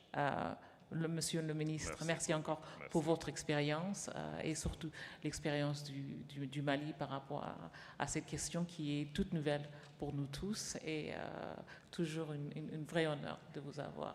Professor, thank you very much. And Colonel, I think I've learned certainly a great deal, and sometimes it helps to be a complete novice at these subjects to be able to impregnate oneself with more learning. Thank you very much, and I'll give over to you, Madam. Merci. Thank you so much for that. I think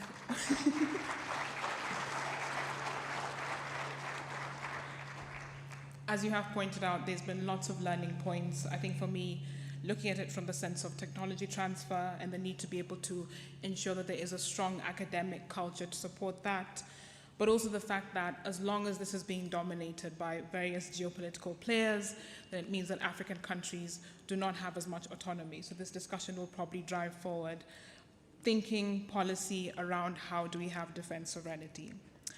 So we are at the end of this panel. I do want to thank once again Eba for directing the conversations and the engagement by the audience.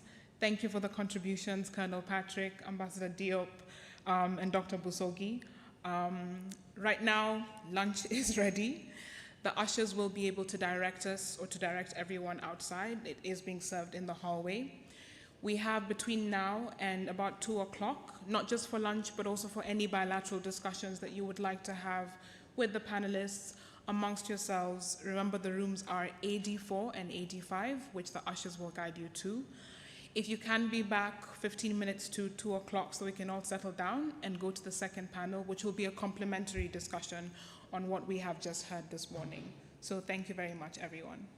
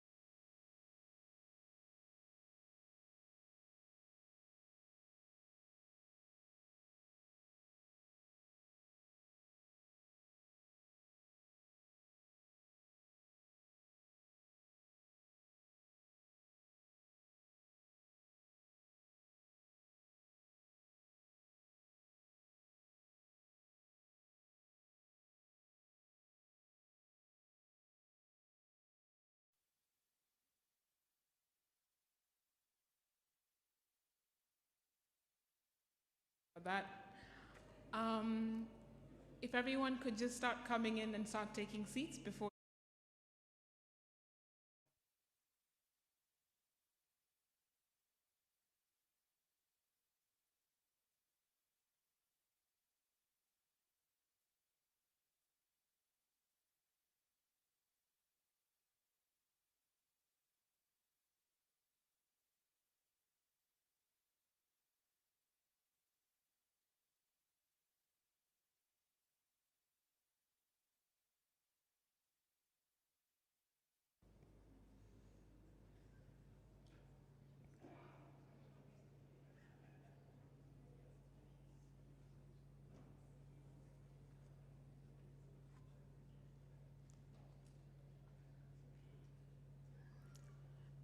Thank you so much, everyone, and welcome back to our high-level discussion today. Just a reminder that this is not the end of all the interactions. At the very end, around 7 p.m., we'll be having the gala dinner taking place here up until late. There'll be lots of other remarks being held by various attendees, so we do encourage you to come back and participate. So after a very insightful morning session where we're able to hear a lot about how we can have a systematic understanding of how autonomous systems are reshaping Africa's security landscape, the lessons emerging, and the operational experience from the speakers in this morning, I'd like to introduce the second panel, which will now be focusing on Africa's strategic response, adaptation, governance, and capability development. In this panel, we're hoping to be able to talk about how states and institutions should respond in the growing role of autonomous systems, either through policy, governance, or military transformation. So I will be inviting our speakers up on stage. So if you prepare yourselves, we have Lieutenant General retired Tukur Yusuf Buratai, who was the former Chief of Army Staff of the Nigerian Army. If you're able to come on the stage. And we'll also have Ambassador Martin Kimani, who is the President and Chief Executive Officer of the Africa Center.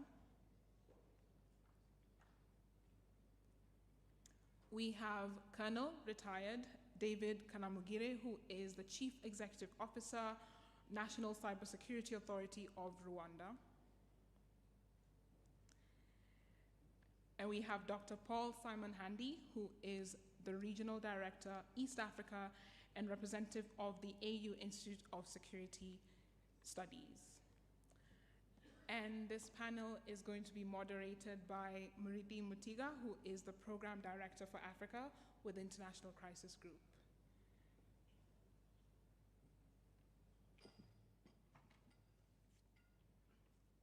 So thank you so much all, and Muridi, you're free to start. Welcome back, everyone. When I looked at the program and saw that we have 2 hours after lunch, I knew that a test of patience, a test of attention span, a test of will, but we're very lucky because we have a very good panel this afternoon, which is experienced, is mainly practitioners, and who can take forward the discussion we had this morning. I was very struck, and will open with each panelist, just reflecting a bit on what we had in the morning. Fabulously interesting and very insightful. And maybe a couple of nuggets that jumped to mind. When Colonel Patrick spoke about that the armies will change, the numbers, the kind of personnel will change, it reminded me of the fact that we used to read that the Indian Ministry of Defense is the biggest employer in Asia. Not all of them are personnel from the military, but having a large army used to be a major element of power. Now the world is changing. I saw a video where some Iranian soldiers were complaining that we waited for this moment for so long, but now it's taking place above our heads. They were feeling, basically that they're not really taking part in the war. The world is changing as we are watching. But we also heard about asymmetry. And asymmetry can be a good thing when you are fighting for survival. but to a degree, it also means that wars are taking longer. It used to be that powerful armies, you know, you could judge them one way or the other, but the wars wouldn't last so long. Here in Africa, elsewhere, we are now witnessing almost open-ended wars.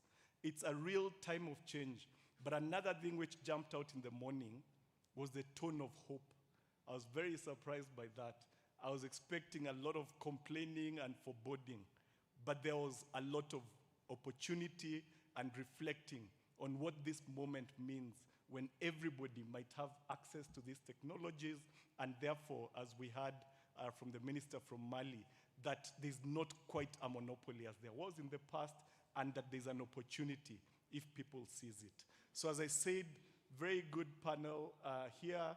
We ask you to bear with us. I know we just had a great Rwandan lunch, but we'll try and keep it interactive, and then we'll come to the audience. So I thought we would open perhaps with Ambassador Kimani, some of your reflections, and then your own thoughts about the subject today.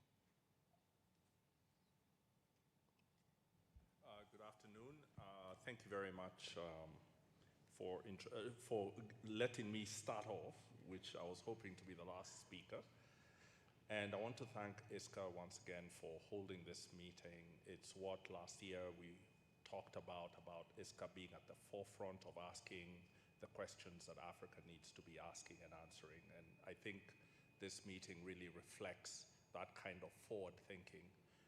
And always when I'm in Rwanda, I'm always impressed by the closeness between ideas and implementation. I can see the people who are thinking through ideas, and I can see the people who are implementing those ideas under the same roof. And it's for Rwanda and its leadership to be commended for that. So there's no better place for us to be discussing autonomy than in Kigali, Rwanda today. The thing that struck me the most the first panel was full of lessons and insights. The thing that really struck me the most was the shedding of light that we're discussing autonomous systems. We're not just merely discussing drones or other aspects of technology that are automated. We're discussing autonomy. And of course, that's a spectrum from how the human in the loop operates to fully autonomous systems. And the moment you think of autonomous systems, then I think it becomes a real Pandora's box that has a lot of promise in it, but also a lot of threat and a lot of factors to think about. So I want to maybe start off by observing that the majority of African states only very thinly govern the entirety of their territories. This is a legacy of the colonial systems that African states inherited. It's a reflection of the thin fiscal resources that African states have. I think one statistic I saw is that in higher income countries, there are about 87 public servants for every 1,000 citizens. And in Africa, it's about 23 out of every 1,000 citizens. And these are vast territories where the borders the people sitting within those borders had political and cultural systems that preceded the states. And that there are many claims and rivalries on who should govern, how power should be utilized, who should be in control, how resources should be exploited. And so the African state in most of the continent struggles a great deal to govern its territory, to reach every citizen. So the question that immediately has to be asked is, can autonomous systems close the governance gap? And one of the panelists observed that a lot of these autonomous systems, it's a dual use. The autonomous systems that can do targeting, military targeting, are also autonomous systems that can do a lot of other functions that can perhaps further African governance on the ground. But does an autonomous system allow you to project, to generate legitimacy? does an autonomous system allow you to overcome the political problems that lead to the security crisis that you're dealing with in the first place? And so I think I want to start there, and then also with a comment just slightly to provoke. A few months ago at the Africa Center, I realized that our staff complement was simply not sufficient for the jobs we needed to do. And I had seen that the Singapore foreign minister had gone as a non-coder, as a non-software person, and built himself, quote unquote, a second brain. And so I thought, why don't I try and do a bit of vibe coding myself? Why don't I try and automate parts of the system of how the Africa Center actually works? And so I spent weeks working at this. Every night, every weekend I was working at it, and I discovered something quite astonishing. Number one is a recommendation. All leaders should try and build something with AI, number one, because it gives you a very interesting insight into the limits, your own limits, but also the potential of this technology. What I discovered in the attempt to create a system that runs on its own, agents that run different functions of my organization on their own, was that the intelligence layer, the AI that we're using, is really the easiest part of the issue.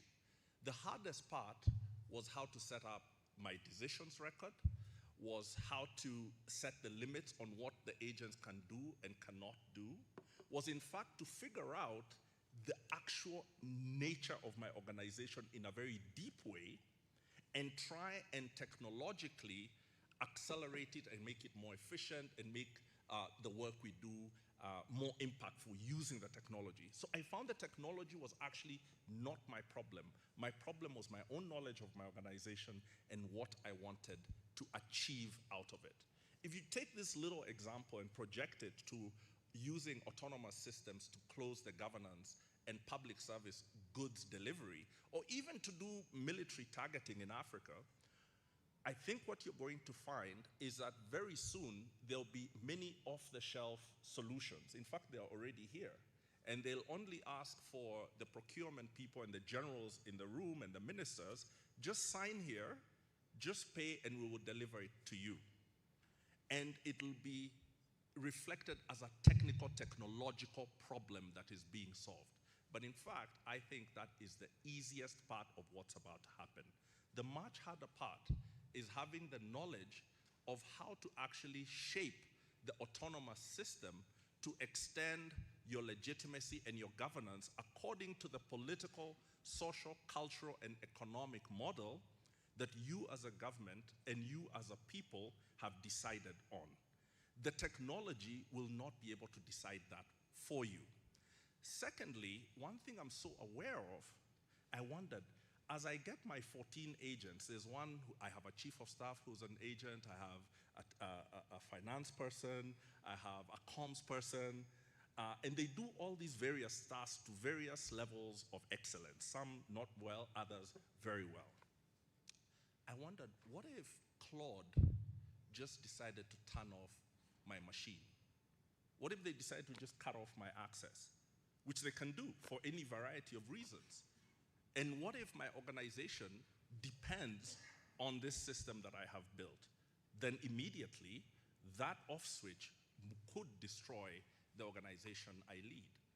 So how are you going to have autonomy within the autonomous systems? In my own little system, I have built it on something called Notion, where my memory, my decisions, and the way the system is built can take any AI that I want to use. I just need to plug it into this system and it works. In other words, just like a panelist had said here earlier, I don't want to go on, I've already gone on too long. In other words, we're going to need the technical skills for people who not only understand the technology of the intelligence layer and how to work with it, but also understand the political and social and economic system that you're trying to build and how to blend it with the autonomous system. If you do not have that, and you become dependent on models or frontier models, whether open or closed, perhaps open is better, but if you become dependent on those models and you have imported an autonomous system to the very heart of government, then you should be prepared for that autonomy to be easily cut off by an adversary or by a country in which that company resides and that has decided to sanction you. So I'll stop my introductory remarks there. Thank you. No, thanks very much, Ambassador. I mean, it's really fascinating, that double-sided coin, the hope, you know, the possibility, but also the question of control. I think that's really very interesting, and we'll come back to some of that. Maybe over to General Buratai with some of your reflections and thoughts.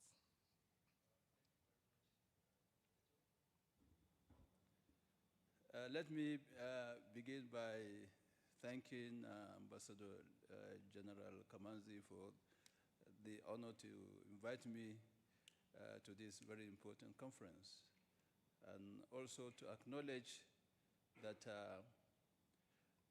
the Rwandan government has been in the forefront of projecting and pursuing African defense and security solutions. And last year, to buttress what I've just said, last year I was here at the Land Forces Commanders Conference, which I also spoke. This is good leadership. This is commitment to African security. So we acknowledge and appreciate the Rwandan government. Let me draw our minds back. We are talking of autonomous systems. We are talking of security, and we are talking of governance. And when you talk of autonomy or autonomous systems and governance, you can also talk of independence. Let me, in a lighter note, cast your minds back to 1987, during the struggle for the liberation, for the struggle for South Africa to liberate itself from the apartheid regime. The Commonwealth's eminent leaders, the co-chairmen, one of them, Obasanjo, I think late Desmond Tutu, the two of them were the co-chairmen, if I can remember, but I'm sure of General Obasanjo, the former president of Nigeria, a well-respected leader, great African, proposed some autonomous solutions, somehow indigenous. Who can remember that? The African Juju War.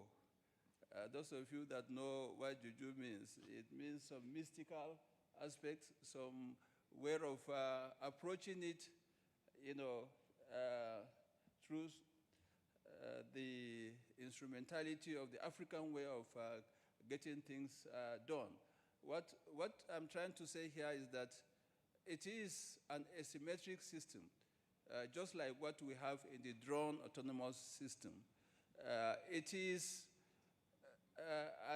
a psychological aspect that, you know, will bring about the desired result after having suffered so much frustration and so much suffering, and the desire to quickly liberate South Africa after having done so many diplomatic, so many other, the struggle there, you know, seem to have defied solutions.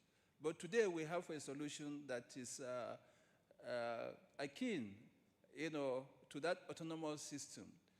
Albeit this is practical, this is technical, unlike the psychological aspect, which also has to do with some spiritual aspect. So that is the connection. But here, I would like to acknowledge the last panel that was spoken very well in respect of the autonomous drone system in terms of the tactical as well as the operational. But we have to raise it higher to the strategic level. What commitment do we have as a government? And if you are committed, at what level do you support your military or the armed forces, to apply that system? And then we have what we call swarm, the drone swarm. These are the strategic level, and it is aimed to saturate and destabilize the adversary or the enemy, the case may be. And this is what we have to look at it at the strategic level, and this has to do with governance. But how do we achieve that? You must also develop the indigenous technology, and that's where good governance is key in that regard, both at the national level, at the strategic military level, and as well as the command level. So I see us looking more critically to develop the capacity to technologically improve the capacity of the highly innovative youths in our continent or on our continent. We need to develop the entrepreneurship skill of the youth and support them. A lot of research institutions exist, and I'm glad the issue of how do we train the teeming youth to have the capacity to develop and operate this system at the last panel. So we have to look at it in that perspective. The military use, the logistic use, the medical use, the commercial and the economic use are also very important, which I highlighted briefly during my contribution on the last panel.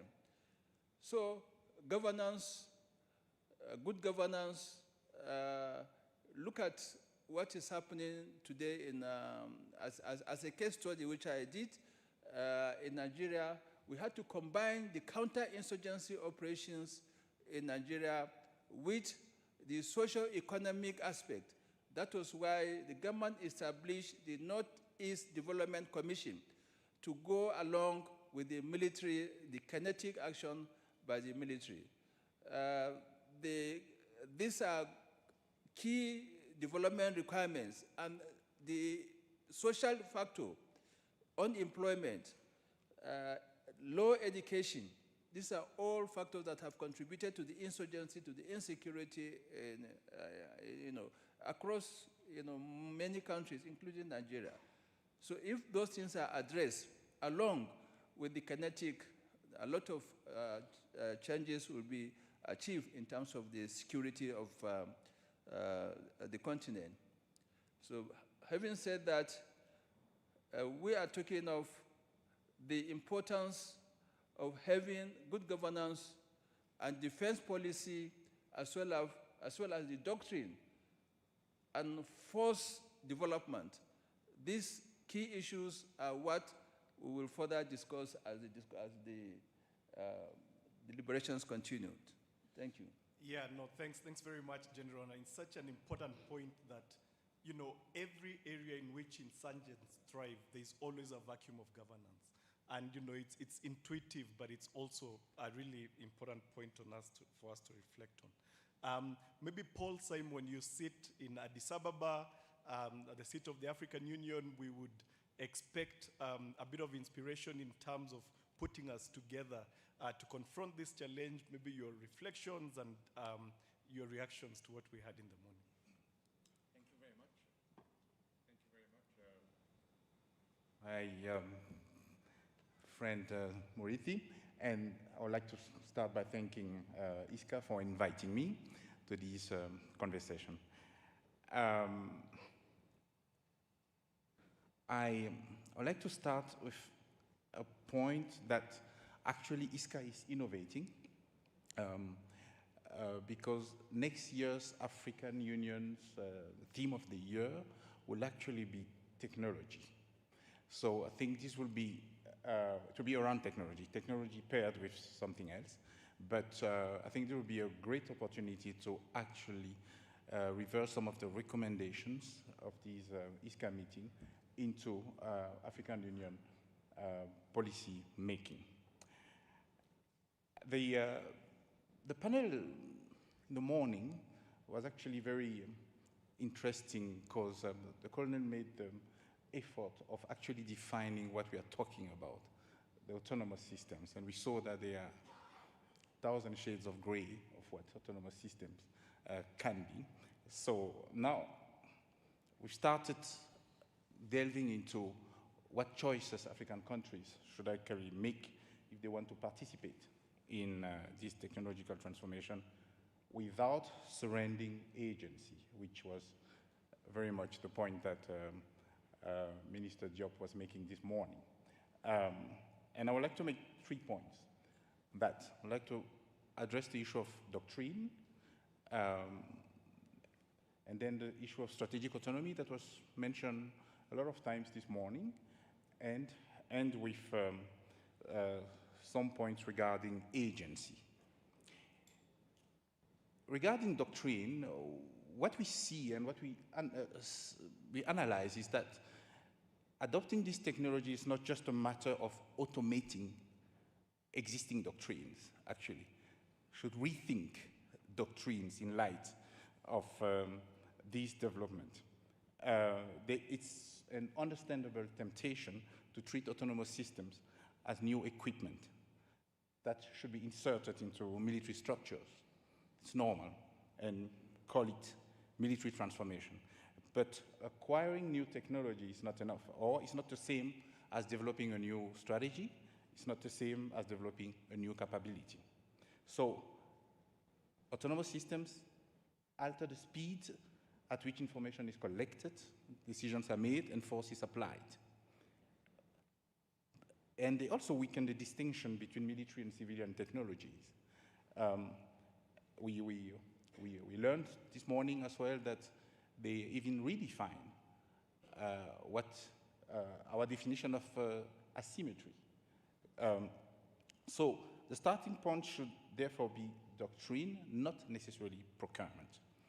So, and doctrine always starts with identification of threats, the type of threats we want to address. So African states should actually decide which security problems they are trying to solve, which decisions may legitimately be delegated to machines, and which decisions must remain under meaningful human control. And the morning discussions really enlightened us about all that. But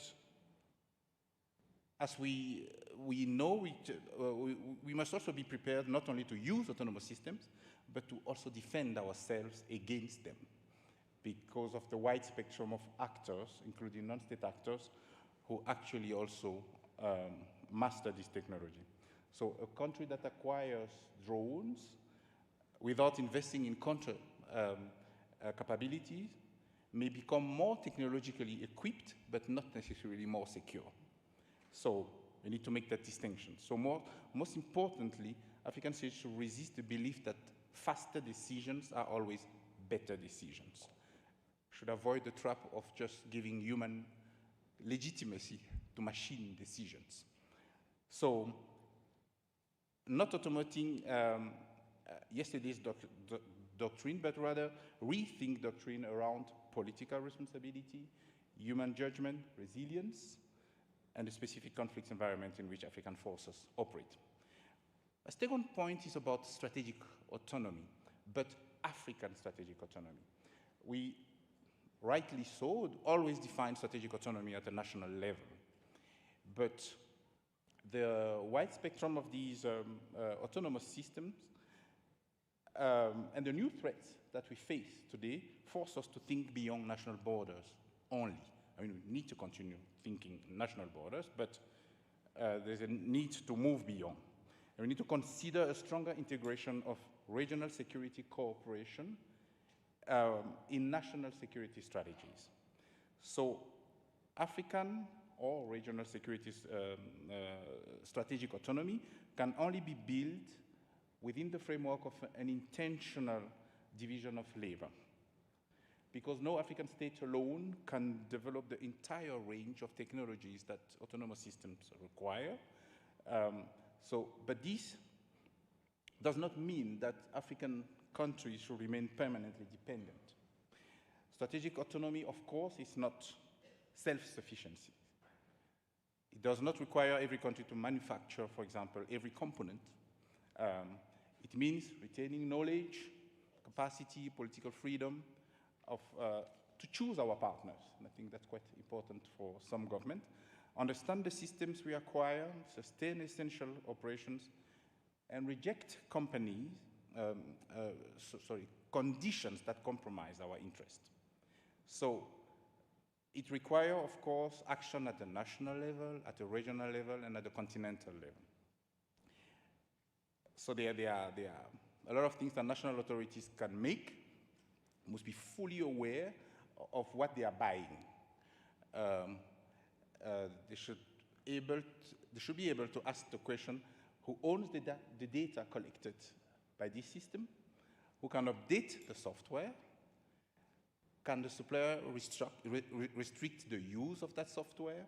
And can the system communicate with equipment supplied by another partner if you want to diversify suppliers? And can we maintain the system if political relations with the supplier deteriorate, which happens a lot? So, in other terms,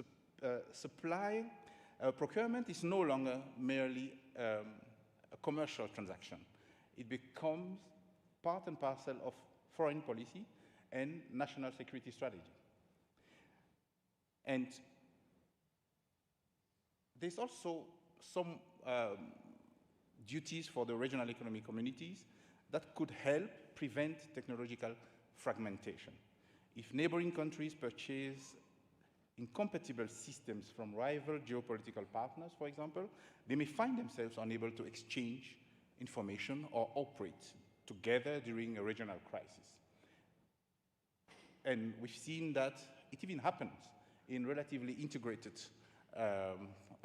settings like the European Union, but we see that one of the biggest lessons of the African Standby Force is exactly that, the learning curve in terms of interoperability, but also the knowledge about the differences between different doctrines.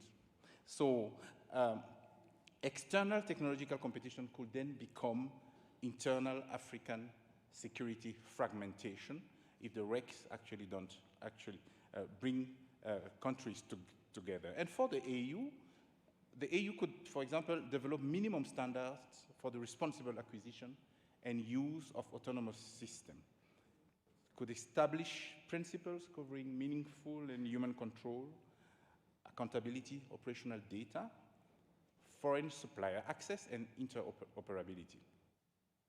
And of course, the question of a common African position in international negotiations could also be within the realm of what the AU can do. So to summarize, states must retain command, regional economic communities can generate scale, and the African Union can provide rules, direction, and collective leverage. This is also a work that can be accommodated within the Common African Defense and Security Policy, which is a relatively old policy that was set up in 2004 and that needs to be adapted. Could never imagine that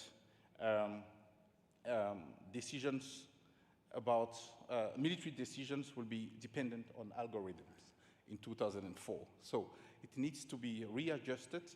It needs to be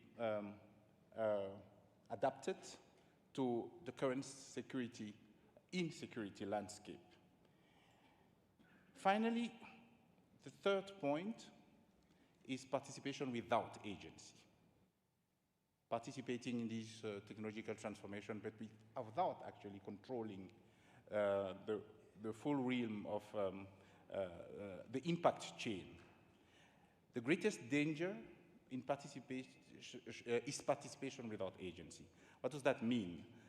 It means Africa is actually part of this revolution. We are purchasing technologies. African conflicts are becoming testing environments, actually, of these technologies. at least in some conflict settings.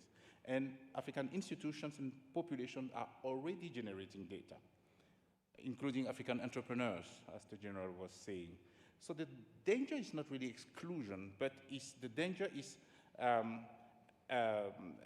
actually that we just participate in it by being some sort of gullible consumers, actually, who just consume what others develop. And there, I also think that there are medium-term, short, medium, and long-term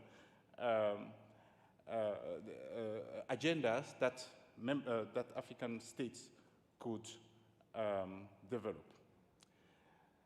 I think at the national level, states must retain command, defining doctrine, governing use, and ensuring that no system operates beyond responsibility, the issue of governance.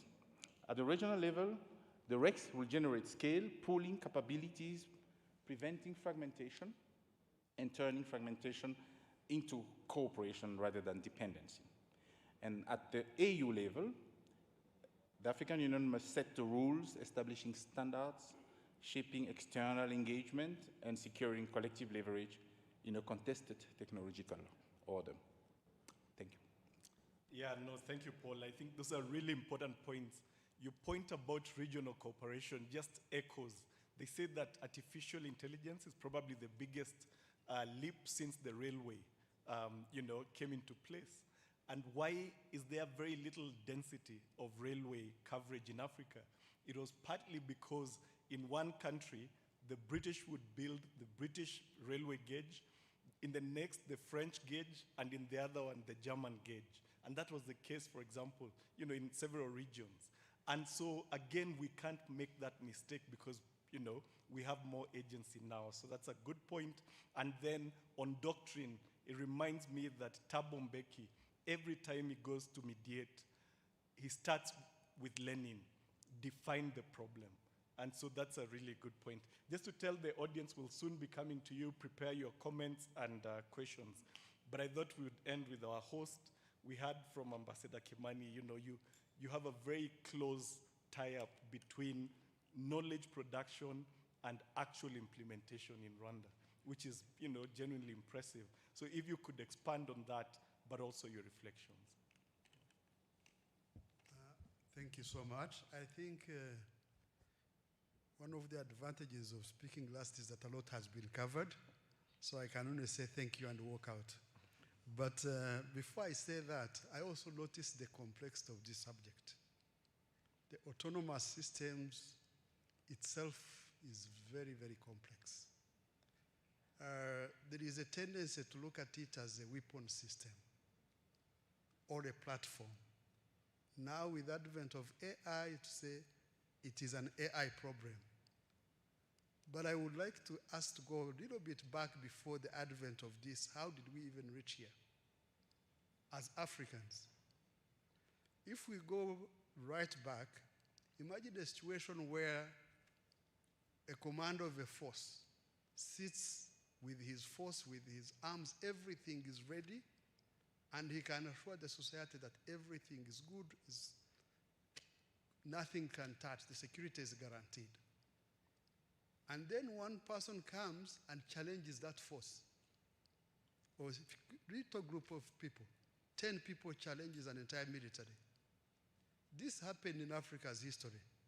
African leaders used to think they have strong militaries, and they would guarantee that their subjects were protected. Then one person comes with a gun and takes an entire crowd as slaves or something like that. What had actually happened? So when technology was evolving, other people were staying behind. Then they just got surprised. Africans did not participate when weapons were being invented. Gunpowder were not part of that party, and other subsequent stages of industrialization. What happened, societies that did not participate in technological evolution stayed behind and became subjects and stagnated in poverty, in all subsequent. And then the rest of the world kept moving forward, but also in trying to enhance human muscle with machines. And for a long time, nothing was happening on the cognitive domain, except scientists in the lab trying to come up with some fancy mathematics, until computing became so powerful that people started asking, can these machines that could carry a lot of weight, fire long range, be able to think by themselves? And then suddenly there is autonomy. It became easier now to launch robots to do demining work instead of using people, to use drones for persistent surveillance instead of using traditional aircraft. And then suddenly now there is this whole AI that has changed the entire status quo. That countries with AI are almost thinking of the next phase of wars. So autonomous systems by themselves are a natural extension of how technology has been evolving, especially military technology. First, from stones, then to iron, bow and arrow, then small cannons, and finally, then missiles, and until now, the question becomes, when can we save people that machines should do the most dangerous work? And because now there are sensors that has collected enough data, and there is compute that can now learn from that data, then machines can actually perform functions without having to be programmed. And that brings us to the phase of autonomy.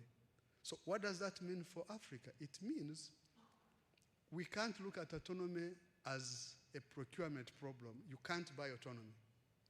That's not possible. It's like you get two people, you give them computers, same computer, same manufacturer, give it two different computers, they will perform totally different tasks. Because underlying that is at least three things. One is the data. If you don't have access to data, you will never have autonomy. And where is this data? This data exists in the record of our daily transactions, where we go, which places we park, data from the weather, data from the enemy. All that data, once it is gathered and is fed into machines, and machines come up with patterns, becomes an important part of autonomous systems. So that's the first component of autonomous systems. The other component is compute. If data is available and it is abundant, what do you do with it that will create meaning? And that's where compute, this is why countries are now controlling export of these GPUs, the graphic processing units. They have now been classified as national assets and require security export as required of guns, because the ability to process that data at a fast speed will give you an equal advantage. The third element is talent. Even if you have the data, and even if you have the money to buy the compute power, if you don't have scientists that are going to be able to correlate the problem you are trying to solve with a technical solution, the two will remain idle. And the last one, which is very vital for all this transformation to happen, is institutions. Institutions that cannot adapt all these things will then, even if you do that, you'll buy, you'll stock them, but you will not actually generate capability. So the real military capability is built by having the right organizational structure, adapting it to these other three things. You have to have the data, you need to have the compute, you need to have the talent, and the institution itself must be organized to be autonomous ready. And autonomous ready means you control the entire technology stack, not a small section. You must control the sensors, you must control the communications, you must control the protection of those systems from cyber, electronic warfare, But more importantly, you must be able to keep innovating, because even when you are ready, things will keep changing. So I think Africa is at an opportune time, because now, even though these systems are complex, knowledge is also now no longer the differentiator. It's the agency that actually matters. Knowledge is almost available to anyone, anywhere. But the ability to grab it and use it as an institution and transform to take these benefits is actually what creates the true military capability that gives you a decisive edge. Yeah, no, thanks, Colonel. And, data, compute, talent, institutions, they're all things that Africa can build, of course. Our production of power, for example, is very low. So this might be an opportunity, since they consume a lot of power, for us to build that up. We have a lot of young people, a lot of talent. And so I guess the third one, institutions, will be the challenge, the defining challenge going forward. Maybe Martin, go ahead. Yeah, I was just going to jump on this last point, because this issue of needing data is so crucial. The government, remembering my public servant days, at the heart of government is counting people. How many are they? Where are they? What are they doing? How much do they earn? What crimes have they committed? What groups do they belong to? These are the fundamental elements of a state. And the more you're able to do that, the more effective the state is. However you measure effectiveness, it depends on legibility and therefore the data. But if you look at, let's say, tax collection in Africa, you will see that tax collection is quite low compared to other non-African states. The amount of taxation collected from citizens, other than from sales taxes or VAT, is very low. And that is a problem of data. It's a problem of legibility. So I think it is so important to say the choice of autonomy has other choices preceding it. Gathering data. When you gather those daily transactions, as many of them as you can, how do you assure the security of that data and who owns it? And the vendors will come with a lot of offers. A lot of major companies will come with a lot of offers. Let us into your data and we can do a lot for you. But the issue of the sovereignty and strategic autonomy actually does not start with the autonomous system. It starts all the way back with the data. I just wanted to make that point, because I think we're not even, many of us are not even at the moment of choosing whether to take up autonomous systems or not, because we have not yet chosen to have a comprehensive data gathering and data cleaning, data storage, and categorization as states. So I think that is where it needs to begin. And perhaps the fact that we are slightly behind may appear first as a disadvantage, but it actually gives us a chance for African states to be able to sit and carefully deliberate how they want to approach this AI autonomy moment. It's all to be played for. Even the ones that are very much ahead are not that far ahead. So it's a question now to go back and talk about data, governments gathering data, and then what is the path of talent, what is the path of compute after all that? Yeah, no, thanks. And maybe if I can just take you up on that a bit. You said we are slightly behind, which might be an advantage. And you remember the mobile phone, of course. We were very behind in terms of fixed lines. When the mobile phone arrived, there was an explosion of innovation, of penetration and financial inclusion and all that. Maybe, just an anecdote. Yesterday I was walking around and I saw a kiosk that said M-Pesa. But, they don't have Safaricom here. I come from Kenya. And so I walked in just to test how it would work. And they asked me to send the money to a Kenyan line and give me Rwandan currency. So you can see the innovation and the quick thinking by young people. So when you reflect on that, how do you actually build the capacity within the continent to take advantage of this moment? The technological, industrial, human resource capability to take advantage of a defining moment. Well, if I may come in, let me state that, yes, we will have the data, we have the technology, we will have the operators, we have the operatives as well, and then we will have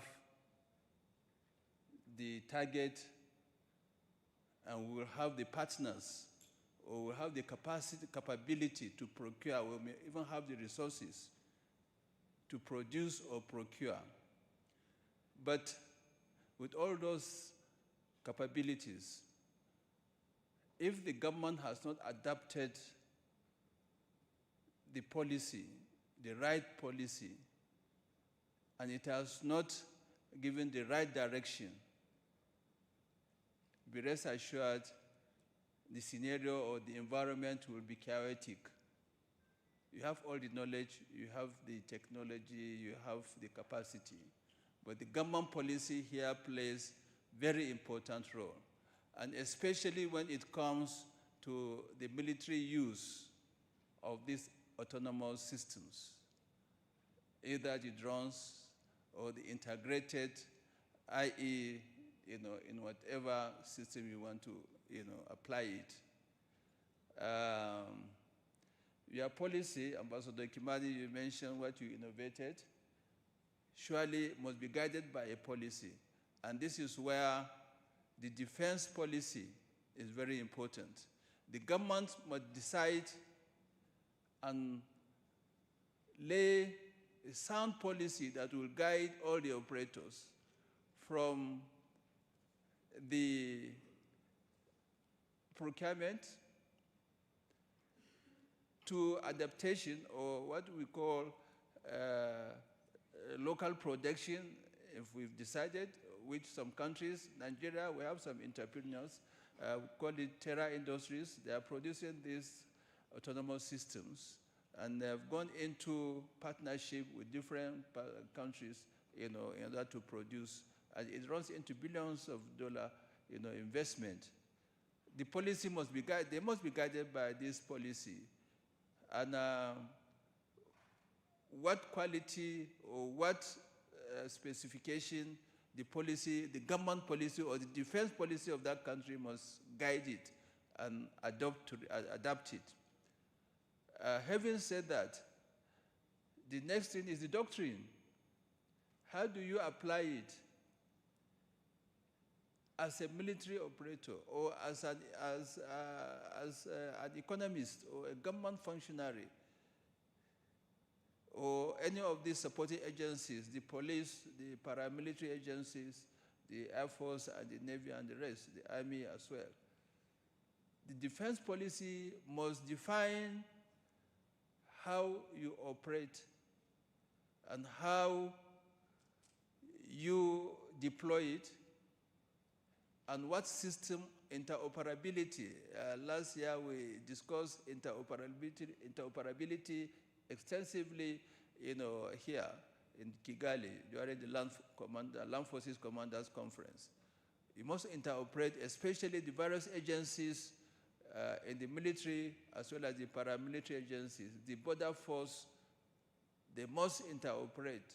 We must have a system that can easily be maintained. That is where also the doctrine plays, maintenance is very important. Training, we must continuously train the operators. We must continuously train and integrate the systems with our weapon systems, with, that is applying the AI now, either artillery or the tank, or even the armored personnel carrier, and so on and so forth, in the ship, the aircraft, and so on. So the doctrine must clearly define all those things. And there is what we call procurement control, or procurement procedure. And if you are procuring, you don't have to procure from all sources. You must standardize your procurement policy. It should also be part of the defense policy. Then, what do you do to maintain, to sustain that, to develop that force development? You have done and defined the defense policy, yes. You have also defined your doctrine. And you have all those things. What next? You must maintain the force. You must sustain it. You must develop it. You must deploy it. And it's not just a one-off process. It must be continuous. And so those guidelines, that is where the SOP or the procedure must be laid down, including maintenance, including deployment, must be clearly spelled out. So delving into the complexities of the security situation within the continent, we have today, myriads of challenges. Is it from the West Africa, the Lake Chad Basin region in West Africa? Is it the Sahel? Is it the East Africa, the Horn of Africa, and so on? How do we apply these autonomous systems to contain the asymmetric nature of the warfare that we are facing? We are happy today, or we are lucky today, in Somalia. The government has integrated its own forces. It has managed, that's the issue of good governance also, good governance. Very important in the overall autonomous system deployment and its employment.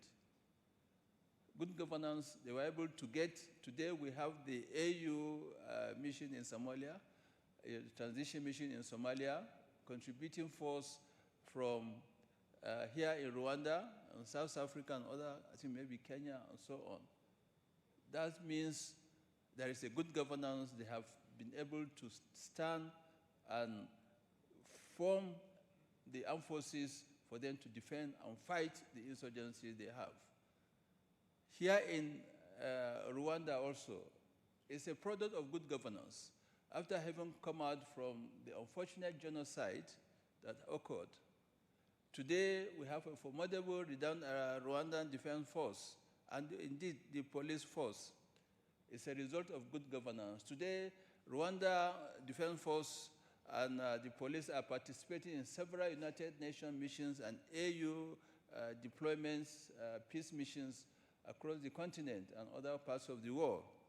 So good governance must come to play for us to achieve the desired results, to acquire, to operate, and also to achieve the mission by which the armed forces or the police is tasked to carry out. So by and large, this system must work. Let me come closer to my brothers in the Sahel, West Africa. And a factor of good governance also has come. It's a necessity. Today, we have the Sahel States, Association of Sahel States, are collaborating together to be independent, more independent, unlike what we used to have, been teleguided for everything they do, from outside the continent or from outside their country. It's a right in the step in the right direction, which I believe will encourage them, and will also ask other regions to adopt that policy. Although we are not happy they've left West Africa, ECOWAS, but I believe it's out of necessity, and it's a matter of time. We will see the need for more closer cooperation, more understanding for us to address this insecurity. It will persist, unfortunately, until we have a strong policy, a good government at all levels, But we are happy with our friends from Mali, from Burkina Faso, and Niger. Your Excellency, Ambassador Diop, you've spoken very well, and we believe that whatever message that will be taken here, the message will aim to unite everybody in the continent. And let me have 2 points before I conclude. We must have a dedicated defense fund for Africa, for the African continent, for us to be able to contain all the emerging threats that will arise, that we are facing now and that may arise in the future. Funding has been a major challenge in AU and even ECOWAS, and I believe other regional organizations. In the past, several conferences could be held, but it is at the instances of external, extraneous, forces that will fund and decide what you are to achieve, and then how you should implement it. I have been part of this. I have known it. I have participated from 2005 up to 2007, in one of the African Standby Force missions to operationalize the African Standby Force. But up to today, unfortunately, although the regional organizations, the regional forces are working, especially SADC, ECOMIG is still in the infancy. A lot of talks have been done and in the process, but we need a unified with a centralized fund and capacity. At least even a headquarter can be established, to start harmonizing and retraining and establish. We already have the doctrine for the African Standby Force. We have the concept of operation for the African Standby Force. The documents are there in the AU headquarters, I believe. And I know Ms. Eba can testify to that, So we really need this. And finally, I spoke of swarm, drones or swarm drone attacks. These are real. It's happening in the Middle East now, Iran, US-Israel conflict, and it's massive. As I said, it's aimed to saturate and destabilize, and confuse and defeat the adversary. Probably in the next decades or decades to come, we'll be having our conferences, on a lighter note, on the ground, so that we will not have any threat from drone and so on. That's what is happening in Iran today. Most of their facilities, most of their strategic, command structures are not just on the surface, but it's too expensive. Now, finally, the ethical factor, I know it's part of the concept note, ethical factor. How do we get this to be utilized, the autonomous systems, the lethal ones, to be used based on ethical control? This is where His Excellency mentioned the issue of AU coming out with policy.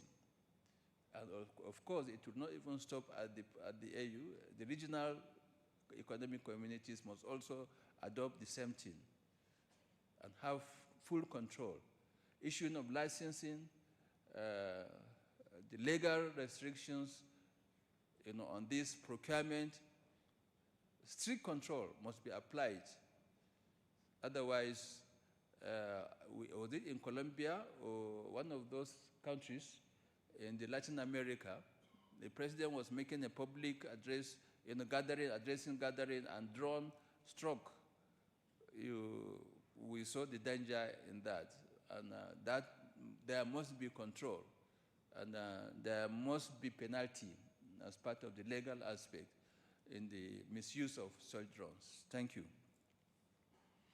Yeah, no, thanks very much, General. I think we'll come back to the panel, but we'll now open it to the floor.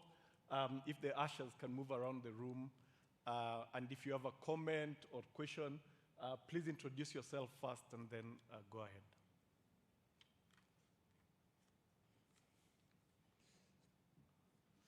Yeah.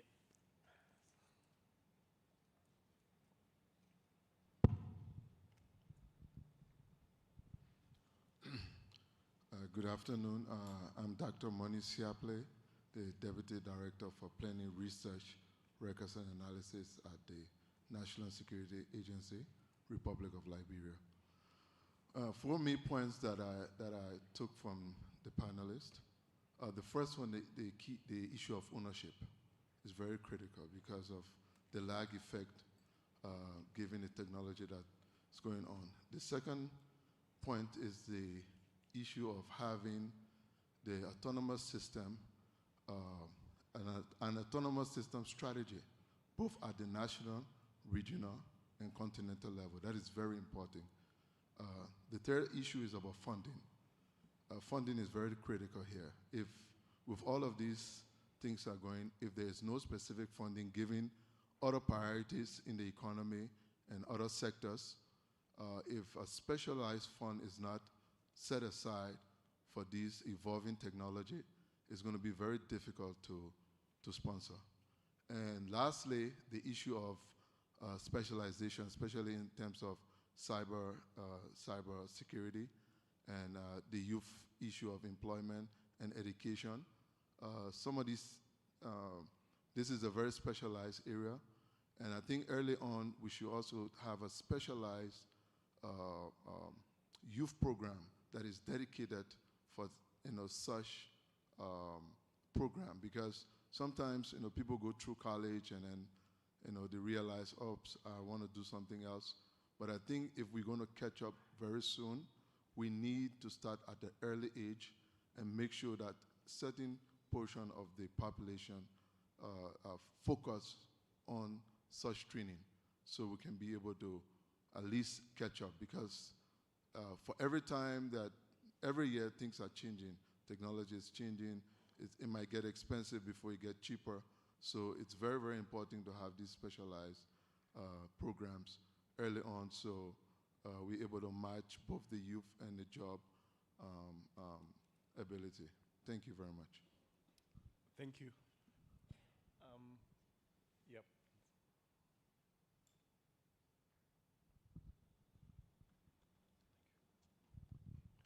Good afternoon, guys. My name is Tage Keno Kafo. I'm the Director of Communications at Terra Industries. Thank you for the shout out, General, regarding what we're doing on the continent. So Terra Industries is an African defense tech company protecting critical infrastructure across the continent and the global south. We've raised about $50 million, mostly from US investors, and we've been in operations for about 2 years. And I just want to touch on 2 things that we are currently working on to further improve the defense industry on the continent. So from the policy angle, that General Boyartai talked about, it's very important that the government takes initiative, right, so for instance, in Nigeria, we're creating a national drone industrialization policy, right, where where we are trying to create dedicated defense industrial zones, right, to create more defense tech industries and companies. Then we're also partnering with Mival University, for instance, like an online university, and we are training students, we're training young students in robotics, in producing drones at the very, very early stage at K-12. So we think that by doing this is an example for other companies to do, to take part, and for governments to also take initiative across different regions, right? So that's what I would say about this. Thank you. Yeah, no, thanks very much. If you can just keep the mic. I was told you guys are in the room, so it would be great to hear a little more. How much money are you getting from within the continent? Is that a challenge? would you also need more state backing? How do you see this playing out? Okay, so right now, most of the investments we've received has been outside the continent. And I mean, like we've talked about capital being a problem, we need to incentivize, our local industries, our local builders, and get more money from the government. It's not a good look if, money coming into the defense tech industry is mostly foreign, right? So right now we're trying to work with, different African governments, but in terms of capital, we are not exactly asking. It's more so, can we partner, right, with your government to create, defense industrial zones and companies and capacity and train the talents there. But it's also kind of a proposition, right, to governments out there that you actually need to fund these initiatives. You need to back your own builders, especially the young builders, right, because they are the ones with the intellect and the knowledge to build this, autonomous systems. So that's what we are proposing. We would like to work with different governments across the continent and internationally, because we have strategic partners in the global south and also the west. So in terms of capital, yes, we need more capital, but we also are being strategic about the partnerships that we have. Yeah, no, thanks very much. I just asked that deliberately because there are a lot of decision makers in the room, and as we heard from Colonel Patrick, change doesn't come very quickly. But if you look at Ukraine, actually a slice of the defense budget is going to just young people with no military training who are just sitting at home and innovating constantly, especially on the drone end. So I guess the whole question of defense spending is something that we also have to think about. Yes, on that corner.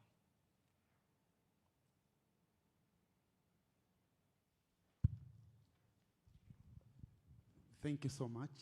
My name is Dr. Masood Mwinyi from the National Police Service of Kenya. Allow me to appreciate all of us here, including the organizers, for a very successful event. I want to pick two things, both from the morning session and the afternoon session. And this may not be a way of wrapping the conference, but throwing in something like food for thought for all of us. Much has been said, and I want to pick from the security sector and also the world of academia. From the security sector, I'm trying to look at what can we do in terms of legal instruments to ensure that AI and AS are used appropriately and within acceptable parameters. Because it is all good for all of us to be technologically savvy, advanced, and up to date. But we also know that in the wrong hands and not used appropriately, technology can wreak havoc within our environment. So as much as we are encouraging all this, and I know we have no shortage of legal instruments and parameters, but to what extent are we leveraging this to ensure that, yes, we are embracing it, but also within acceptable limits and parameters? In the world of academia, we also want to challenge ourselves because it is the way to go. But how many of us, even in this room, can say we can challenge ourselves and say we are up to date insofar as AI and AS is concerned? In the morning we heard that let us allow the youngsters to play with technology. But the old guards are also here and they need to know technology. So the world of academia should be able to open up spaces for the youngsters to be able to appreciate and interact with technology. But the old guards are the ones who are now working. To what extent are our security institutions and other sectors AI and AS ready? And this is a challenge to now the funding request. Are we able, because not everybody here can go to university. universities and learning institutions are for the youngsters. But are we able to bring academia into the institutions so that security sector is able to get assistance of this where they are?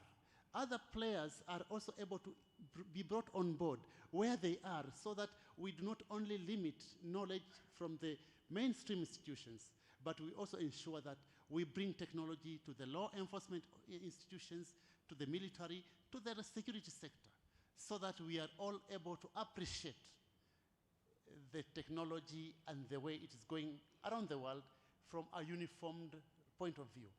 Otherwise, as it was said, even though it will not replace humans, but it is a sure thing that those who know it will replace those who don't know it. And that will create disparity. And as somebody who is ignorant is a dangerous person. I can feel challenged by my colleague who knows it.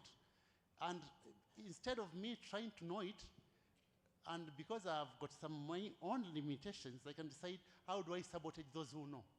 So again, a point of balance here, but over and above, it's a good discussion, and I believe that it is going to be the way to go for all of us here. Thank you very much.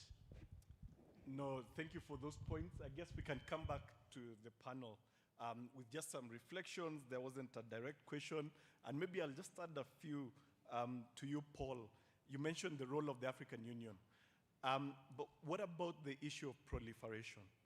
I was in a discussion the other day that said the war in Ukraine is a real tragedy at the human level, of course, but when it ends, that we might have a flood of weapons going to many places with poor controls, but particularly in Africa. After the wars in the Balkans, we saw a lot of flows of weaponry onto the continent. Is there anything that can be done collectively to respond to that challenge? Thanks for that. I think the first thing that should be done is actually to realize that it's not a future threat. It's actually a current threat. Some of these weapon systems are already coming into Africa, and we see, and not necessarily to the legitimate users of those technologies. They generally come through illegal means. This opens up the door to an unprecedented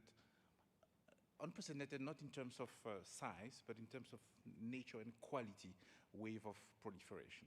So it's a proliferation of systems that are, some of them, low cost, and that are those agents, of course, that can inflict serious damage, including to establish strategic weapon systems as well. So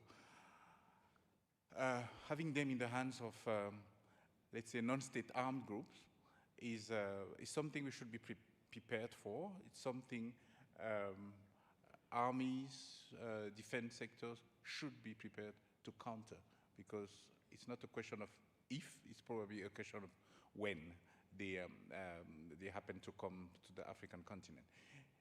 Then, of course, we need to be prepared at various levels, at the national, at the regional, and at the continental levels. Yes, the AU has a role to play in terms of developing rules of collective behavior, in that shared rules. But at the national level, I think, because that's actually where the damage will be felt, at the national level, the imperative of developing policies, first to monitor the access of those systems within countries, but also to develop countermeasures against that. But I think the onus is much more at the level of at the national level. The regional and the continental levels have a role to play, but I think the biggest damage will be at the national level first. I'll come back to another aspect that we didn't mention in this discussion, but that the executive director mentioned today, is how those systems can actually positively impact the conduct of peace support operations, and particularly peacekeeping, where we can see actually a positive impact that they can have at a much lower price actually than what we see today. Thank you. Yeah, no, thanks, Colonel. I think I would like to talk about the question of capability. How does Africa build this capability to be able to benefit from autonomous systems? I think it probably wouldn't be possible to move right towards the end of the tier, but we can go systematically. One approach is to be intentional and have policies that direct resources towards building these capabilities. This could be from part of defense allocation to specific research and development capabilities that are very important. Second, I think in the previous session, there was an academician. Academia plays an important role in building autonomous capabilities because before they are filled for testing, they are always experimental, and academia plays a very important part in that. And then industry. Industry, like in Africa, we have a very, I like the example that was given by our colleague in the audience of what is being tried to do on the continent. But then there is also a challenge of accessing financing and then testing, I believe, and fielding it and evaluating the impact. What we have seen, there are particularly two interesting examples. One is in the current conflict of Ukraine. Almost the battlefields are also test labs. As soon as equipment comes from the battlefield, there is a bunch of engineers waiting back to collect the data from the sensors that have been in front, extract that data, analyze it, adapt it, send it back on the battlefield, learn more, and before you know it, the rate at which Ukraine have been able to adapt their autonomous systems has been quite incredible. So it's not waiting for a long time for something to come out of the lab. It is the labs getting closer to the battlefield. So that collaboration between industry and the defense is extremely important. Another thing is that I can give another example. NATO has established something they call Diana. It has a fancy name, but it's Defense Industry Accelerator for North Atlantic. How this facility works is interesting. The defense establishment defines military problems of interest, and through challenges, hand them over to industry, startups who are interested in tackling these problems. And then they come up with these solutions, and then they integrate it within field test labs. They give them test ranges, they give them military experts, and lessons that are learned from that are sent back to industry. And over time, they have like 200 calls for challenges almost every year.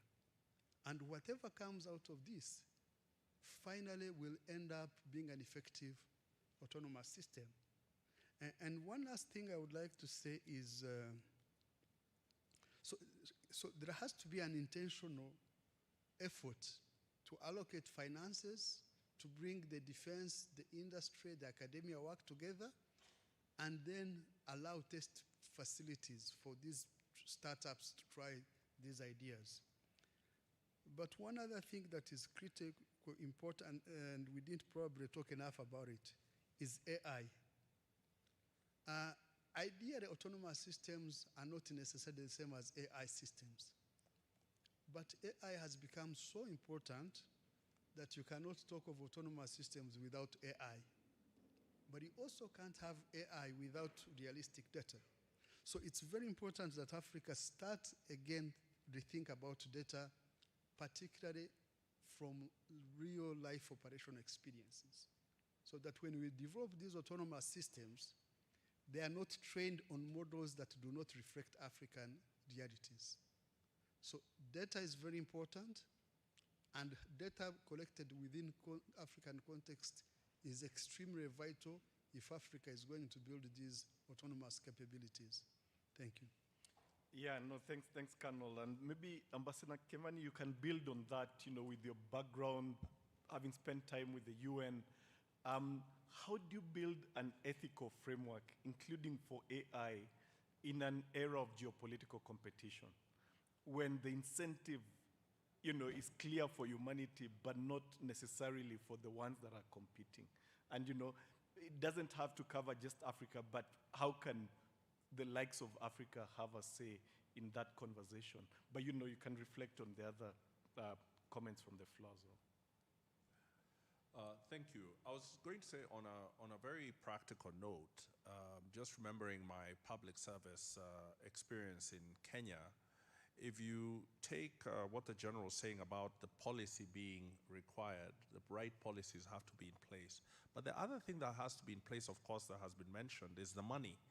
And I remember over the last few years, over the last 10 years or so, in Kenya, there has become a greater appetite for the defense and intelligence establishment to invest in startups and companies owned by Kenyans that are delivering solutions. So already, every government represented here, there's a significant amount of your national budget that is going to defense. So the first thing is, even before you create a new fund, is to ask how are you utilizing what you already have to drive innovation that is national and local, that now may then reflect and follow a policy on autonomy and AI. What I saw in that time was that when I saw the Kenyan company versus the foreign vendor, the foreign vendors, many of them had very impressive technologies, but there was always a risk of capture, and there were also a lot of perverse incentives for our people to participate in that procurement process in not the most transparent way, whereby a young Kenyan could come with a product and an idea. It may not be as polished, it may not be as have reached where that other vendor has reached. But if you give them the support, they can get there. And they can get even better than what that vendor was providing. So I think we need to make use of our defense and intelligence budgets to drive prosperity in our communities. Defense is not only to use the money and then get the defense outcome, it's also to stimulate economy and innovation within our countries. When I look at, I live in New York now, and all of you know the history of a lot of American technology comes from the military, comes from military uses that are then turned into civilian industry. So I think this is extremely important. On the question you asked me about how can we participate in the ethical debates that are going on? Well, that's very difficult. When I was heading our mission to the UN, we happened to negotiate the first two resolutions on artificial intelligence. The first one was the American one, followed shortly after by a Chinese one. And Kenya made it a priority for us to be very active in those negotiations. And we played, I think, a significant role on behalf of the Group of 77 and the African states. And the Kenyan government has continued to be very aggressive, and I think the Rwandan government is also the same. They want to be right there. First, it's to close the gap between the diplomats and the knowledge set. So diplomats are not producers of knowledge. Sorry for all the diplomats here. Diplomats use the knowledge in the society, use the knowledge within the government, but very few diplomatic establishments have the ability to do the research themselves. So you've got to have a way to fuse the talent and the knowledge in other parts of government and even in the private sector in the country to fuse it with your diplomatic efforts so that our diplomats are going and putting forward the right ethical lines, the right diplomatic and political lines. And even then, they'll be you're playing on the back foot. But what I found, for instance, is when we're negotiating the first resolution, we were concerned that so much of the leadership of the actual technology that was being responded to was not technology that we were developing in Africa. It was major companies, major Western companies, and they had their states representing them. So we were concerned, for example, about the training these models were going to have, and the extent to which these models were going to not be trained on data that reflects the languages, the culture, and the living realities of our own people. And yet these models were going to be used massively by our own people and by our own institutions. If you look today at usage of Anthropic products or OpenAI products, Kenya ranks amongst the highest usage countries in the world. And yet are those companies responding to the concerns of the Kenyan government and Kenyan people when it comes to these tools that are very powerfully shaping how they're generating and using knowledge? So it's going to be very important for our diplomats to have that knowledge. But secondly, the continent needs to have a very united and active stand. It cannot be reactive. We have to go forward and make the arguments. We may not have the major frontier model companies, but we're still part of this game. And it's a question really of putting our foot forward and stopping any sort of tendency to be reactive or defensive. Let's understand in our continental effort, for example, in our dialogues with Europe or our dialogues with the United States or with China, we should ensure that we are constantly putting an African position forward that reflects the ethical and political concerns of Africa as expressed diplomatically. And I think we could do a lot better in that front. No, thanks, Ambassador. Please, General. All right, thank you very much. Let me agree with Ambassador Kamani most sincerely. We have someone who has Africa at heart at the Africa Center in New York. Definitely, we must be ahead. We should not be prompted, and we must do our thing before we call others, to come, if need be, to help.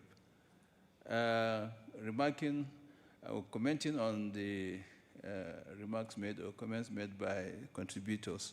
The first one, Dr. Akpe, you raised very fundamental issues. Funding is very critical. I think I did mention it in my comments.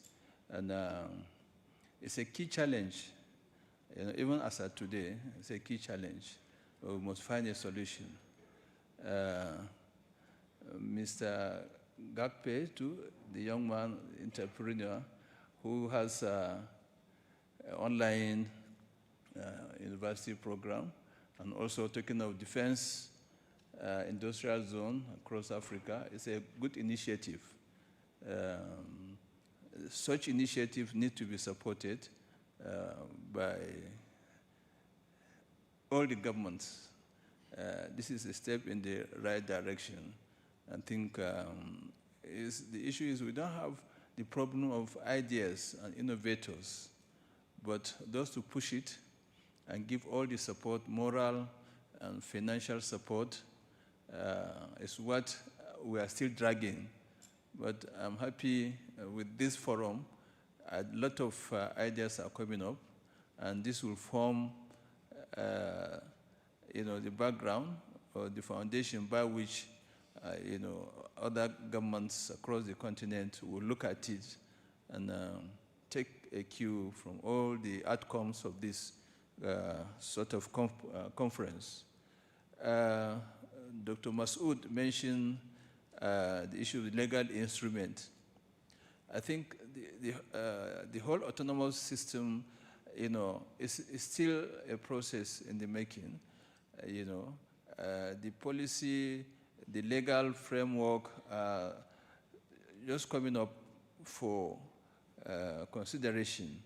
And this is the importance of this conference again, that is bringing, experts, technocrats, scientists to look at, the challenge and provide solutions.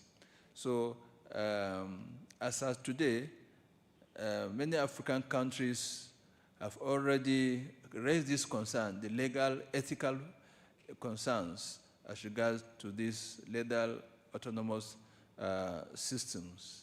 And work is still in progress.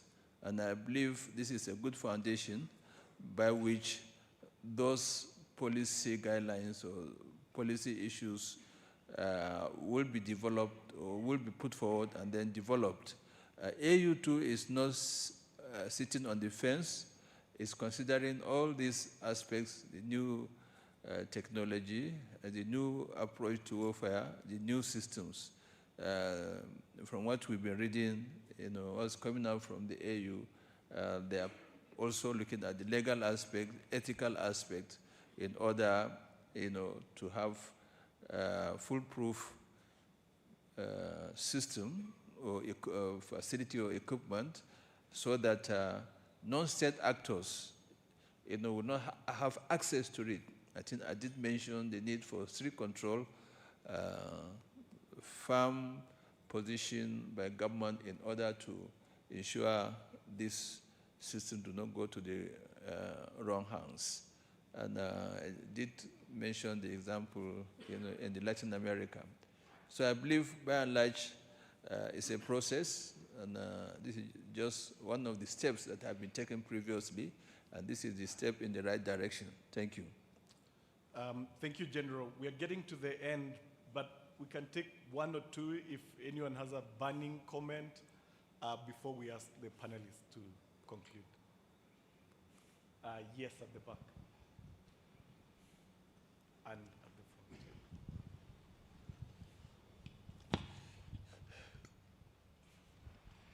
Okay, thank you, Isaac, for organizing this, and also thank you for the panelists for the insight. So mine is, in the interest of time, a comment, recommendation, and a question.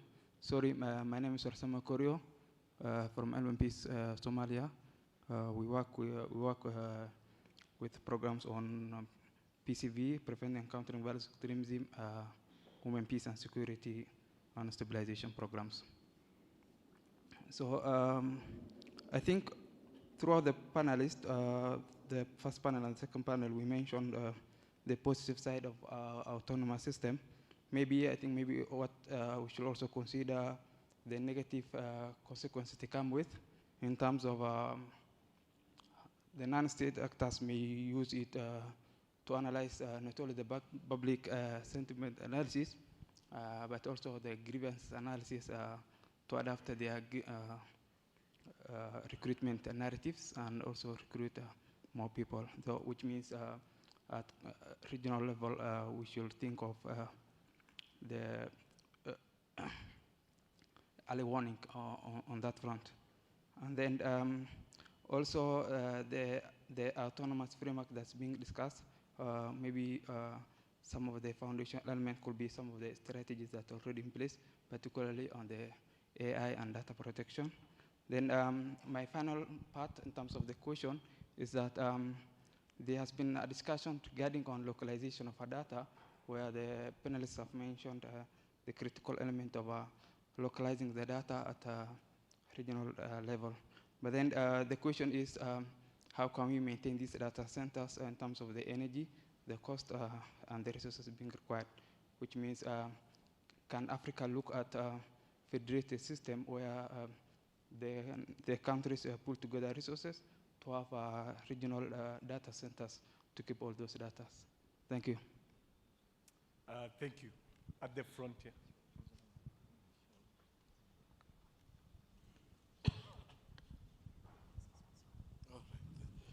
Thank you very much.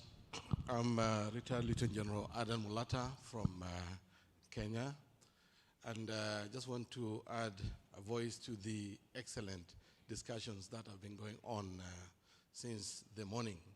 Now, states, normally when you talk about pursuit of national interests, have got what we call the instruments of national power, mostly defined as the four core instruments being diplomatic, information, military, and economic. The technology is among the many list of enablers of this instrument of national power. So we have learned from history that states that are able to embrace technology are likely to win, whether it is the military confrontation or development agenda. Technology gives you the edge to win that particular activity. So I'm very glad that we have embraced this idea of autonomous system as a new technology, and it is the way to go with all those functional responsibilities or areas that it can do things, whether it's social, economic, development, military, and numerous other uses. But zeroing onto the military component, I think it's very important we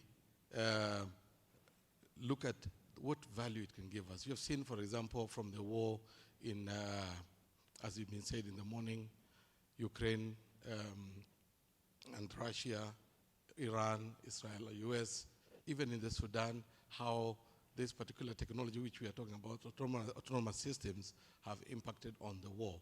So therefore, embracing it is, I think, a very, very wonderful thing. I want to add the fact that Africa has been said to be behind in many other spheres of technology. And I was reflecting and saying this could be an opportunity with a very innovative youth, with very creative mindset. It could be an opportunity when you think of M-Pesa and that digital space which this region of the world is leading. Is this an opportunity for Africa to also lead in this technology of autonomous systems if we get it right? So it's an opportunity for us to really run with, invest wisely, like has been said on the floor here, so that we can capitalize on this and have a cutting edge where autonomous systems, we move the center from elsewhere, moving forward to Africa.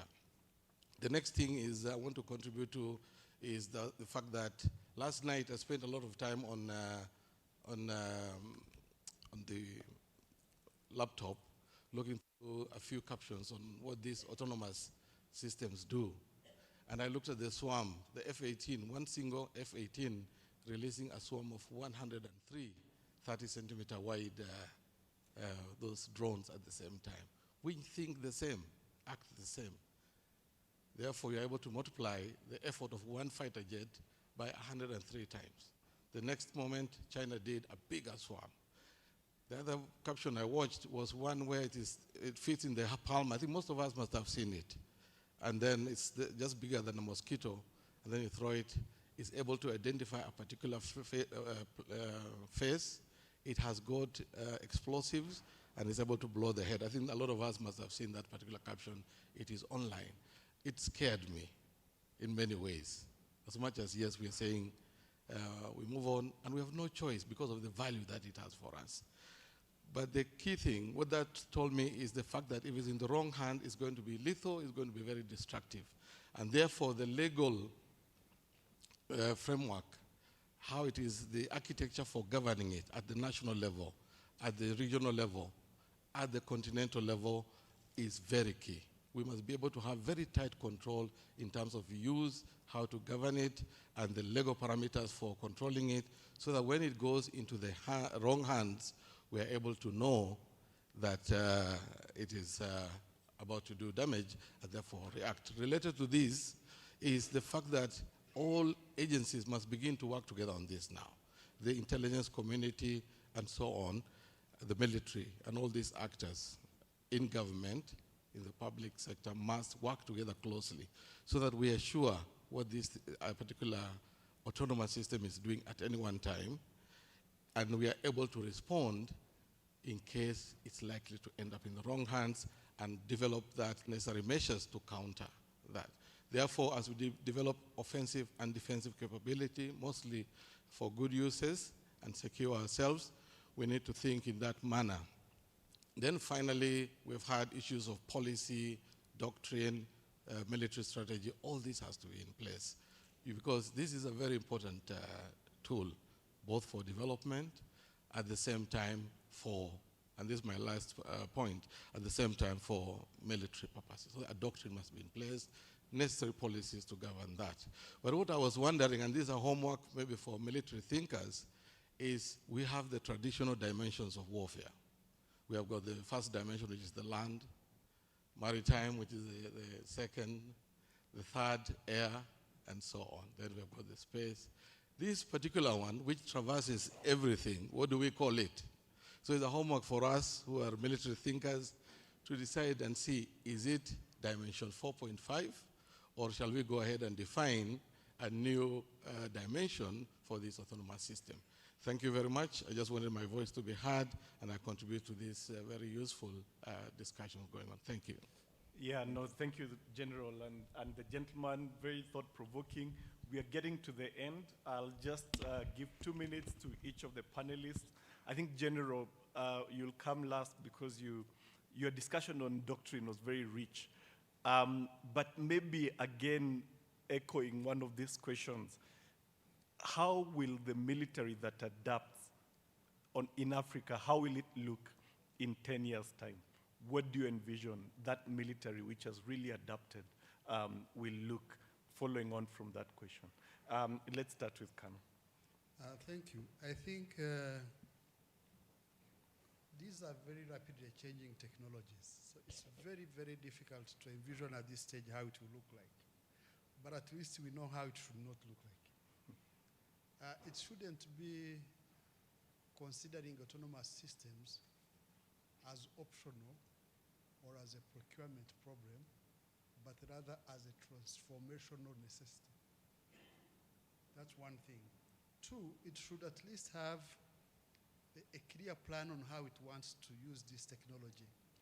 And we need to recognize, one, that autonomous systems, AI, are general purpose technologies that will never go back. They will stay with us, they will keep evolving, and we cannot afford to either delay adoption or not adopt at all. The cost is going to be extremely high.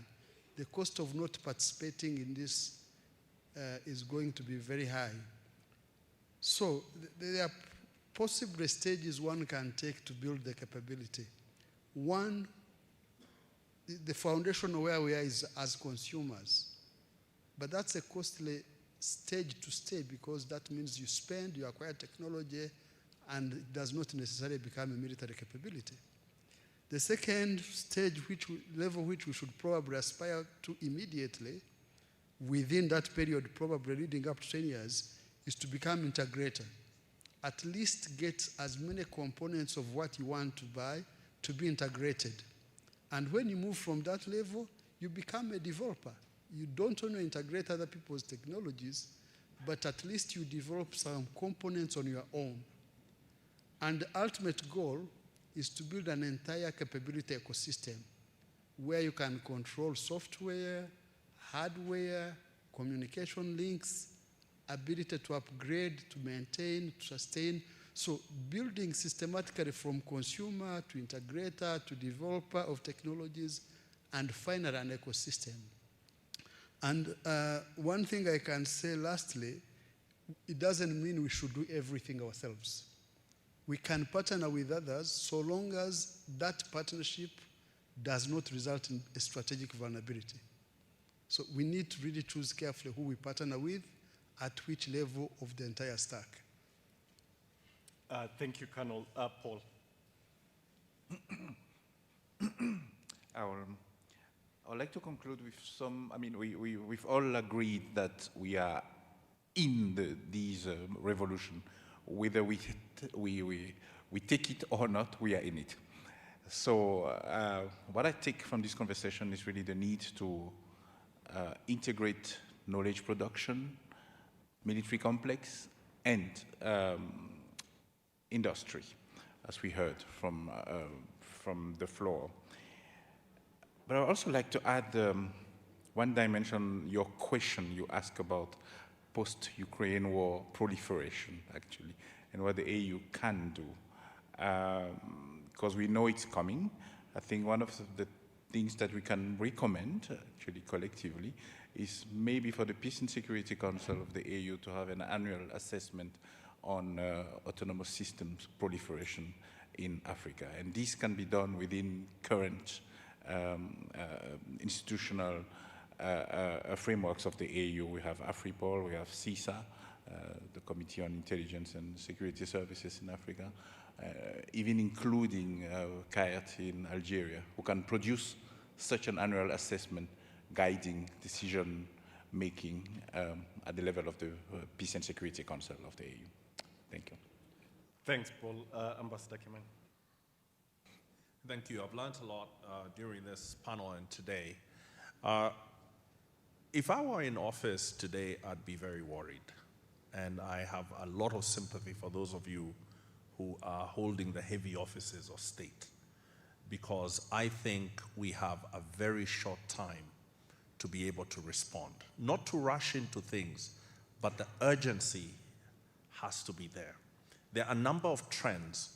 We've spoken so much about the technology, the explosion in technological innovation around autonomy, intelligence. But there are other trends that are playing out that are going to shape how these capabilities are used. One is that the post-1945 order is not broken, but it's under a great deal of strain. A number of the architects of that post-1945 order are less willing to be its guarantors and are less willing to take on global roles and are more willing to now become disruptive to the order itself. We're somewhere between the post-1990s convergence, and we're not yet at a legal, stable coexistence. We're in the choppy waters, and they're going to get worse. Second, there's a global decline in trust in government and institutions. All over the world, people increasingly do not trust the institutions of state. Here in Africa, that mistrust is going to be added to a young, very impatient, very underemployed population. And thirdly, trust in the mediating ground of institutions in that 1945 order is getting less. The United Nations, the African Union, the regional economic communities are having a harder and harder time mediating conflicts. That is a context within which our policy makers and leaders are going to have to guide our countries and the adoption of these technologies. I think the issue is not so much the technology and how it's adopted. Those are very important issues. The issue is what acceleration can there be in the consolidation of state authority and legitimacy in Africa. And for that, that is a matter of utmost urgency. It was urgent 10 years ago, but 10 years ago there was still 10 years left. Now the clock is ticking because of all these trends. So what I would recommend is that even as we explore the important dimensions and implications of autonomous systems when it comes to weaponization, we make sure we always couple the defense and weapons conversation and initiative with a social and governance one.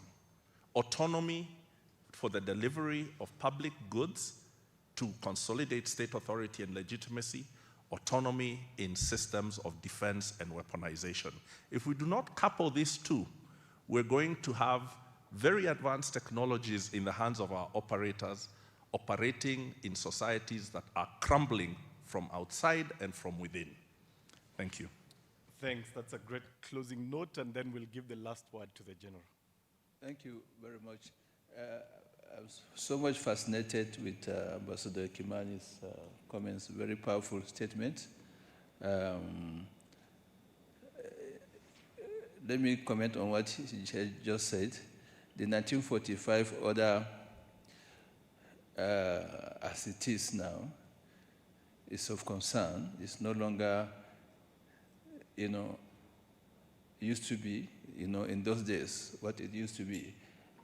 Now things have changed. Probably it has outlived, its usefulness in the present context in Africa in particular, and even globally. So I think there is a need for further to his recommendation.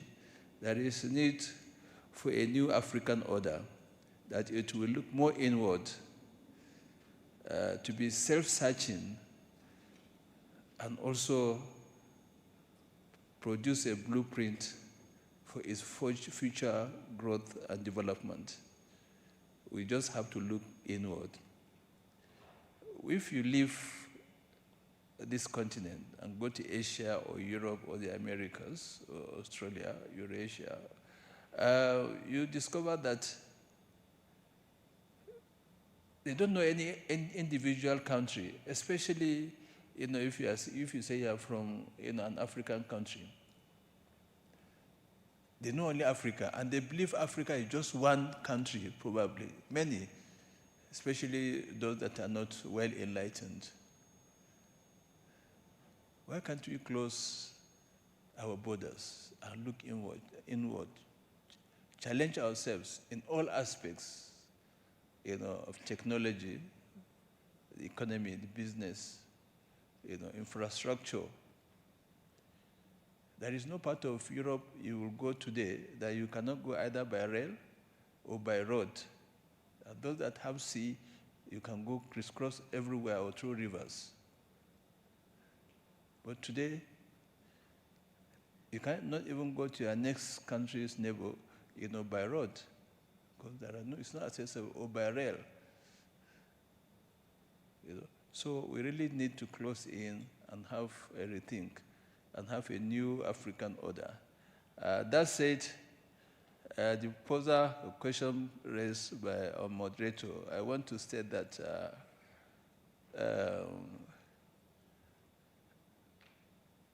I'm not going to say what the African military will be in the next 10 years, but I only say what I expect the African military should be in the next 10 years and beyond.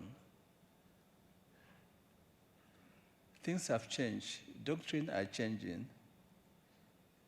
Warfare is changing. Today, you can stay in your room, comfort of your room, and send a swarm of drones, as General from Kenya said. And it's a matter of technology. It's no longer feasible for you to carry out advanced and quick attack or fire and movement. The battle is now everywhere. So the military must be technologically sound, must improve its training, must improve its welfare as well. And we want to see an African military that is more united, and they interoperate together, and they have standardized weapon system and train as one entity, one force for the interests of Africa. Now we are talking of supersonic, weapons, super drones of different caliber and make, and then AI-driven, pinpoint, accurate, targeting. We must break that jinx that we are very slow, that our technology is still very low. We must move ahead. We have talents. We have, young boys and girls. The youth have the talent, they have the innovative ideas, they have the innovative minds that we need to tap and explore them and bring them into the military. Still quoting Ambassador Kimani, and that is the fact. Most of the modern innovations in medicine, in technology, in computing, this computer system, were all developed from the military. So we want to see the African military with more innovations in all aspects, in communication, we need to have an autonomous, communication system that will integrate and unite all of us. And we operate, we defend our borders, we defend our shores to make sure that we defend our airspace, the Air Force and the Navy, defend the maritime environment. And then we see a definite change that will turn around the fortunes of Africa. I think in the next 10 years and beyond, 10 years is too short, but probably the next 30, 40, 50 years, Africa should be the center of world economy because the natural resources are there. The human resources are there. The population is there. Then we must get it right. And once we do that, all attention will be on the last continent, that is Africa. Thank you. Thank you very much, General, for closing us on that sobering but hopeful note. I would really like to give a special thanks to the panelists. I'm sure everyone has learned a lot. I would like to thank ISCA, and above all also to thank the audience for passing the test with flying colors. Thanks for being a very good audience.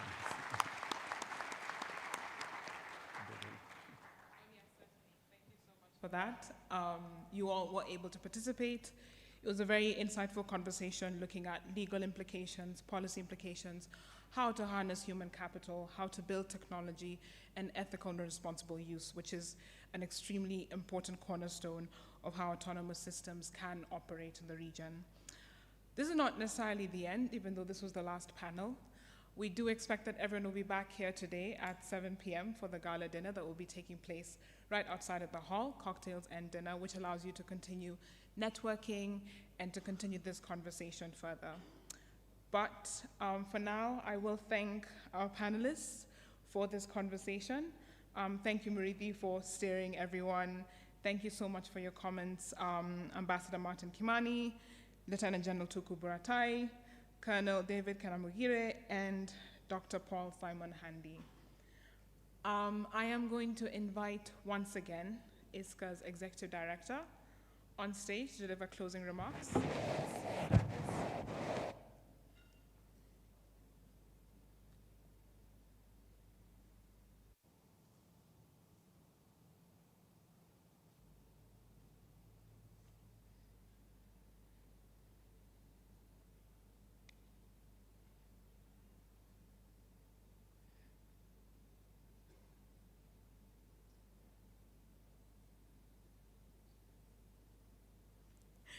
Thank you.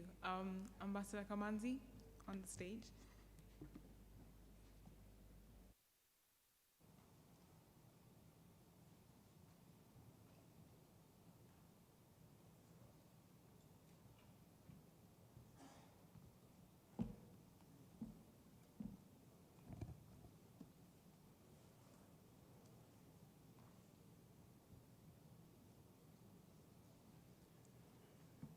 Excellencies, distinguished participants, colleagues, ladies and gentlemen, good afternoon.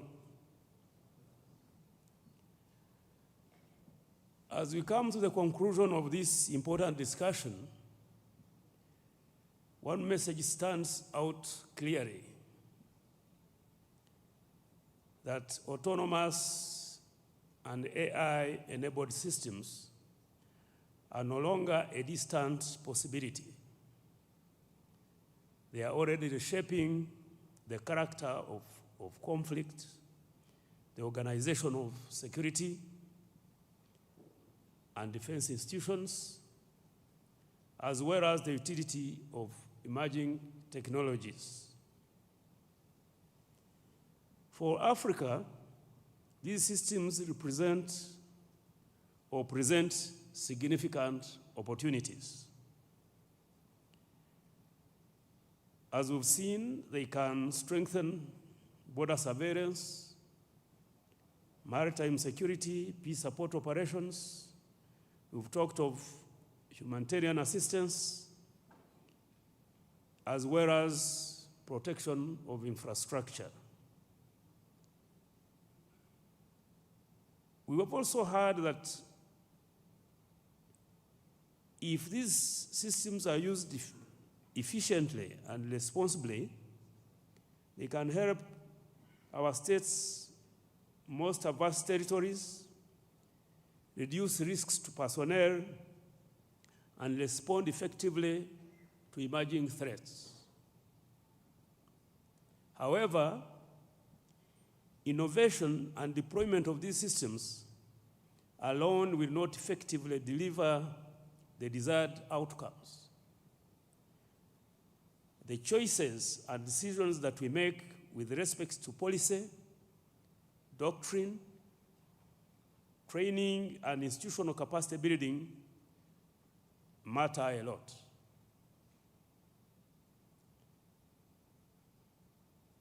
Africa must not be just a market of technologies developed elsewhere. And therefore, African states, institutions, our researchers, industry, and other relevant stakeholders must shape the rules, standards, and ethical boundaries for use of these systems and technologies. Indeed, we must invest in African capacity to design, test, maintain, and regulate these systems. Above all, we must work towards attaining technological sovereignty, which starts with the skills and capable institutions and sustained research. And most importantly, there is need for cooperation at all levels. We must speak with a coherent voice in order to have an impact in global negotiations and help in writing the rules rather than just endorsing them. Excellencies, ladies and gentlemen, let me thank our distinguished panelists and moderators for the depth and candor that they've brought to today's discussions. I also want to recognize all those who have worked diligently to make today possible. Thank you very much for your collective and individual contributions. In the coming days, ISCA will compile and share notes from today's discussions. These will inform and help continuation of today's conversation beyond this room, well knowing that the future of security will increasingly be autonomous. Finally, I wish to take this opportunity to invite you to our main conference, ISCA 27, in May 2027 here in Kigali. Till then, I wish you safe travels and a safe stay and enjoyable stay here in Kigali for those that will have some bit of time before they depart. And thank you once again for being with us today. And of course,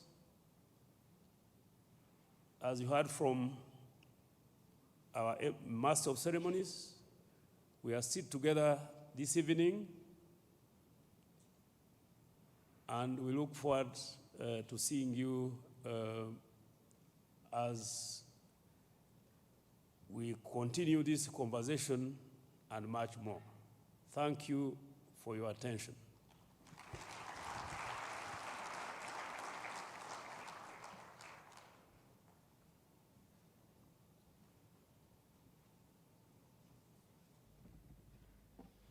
Thank you so much, and thank you to everyone's participation. See you later this evening at 7 p.m. right here.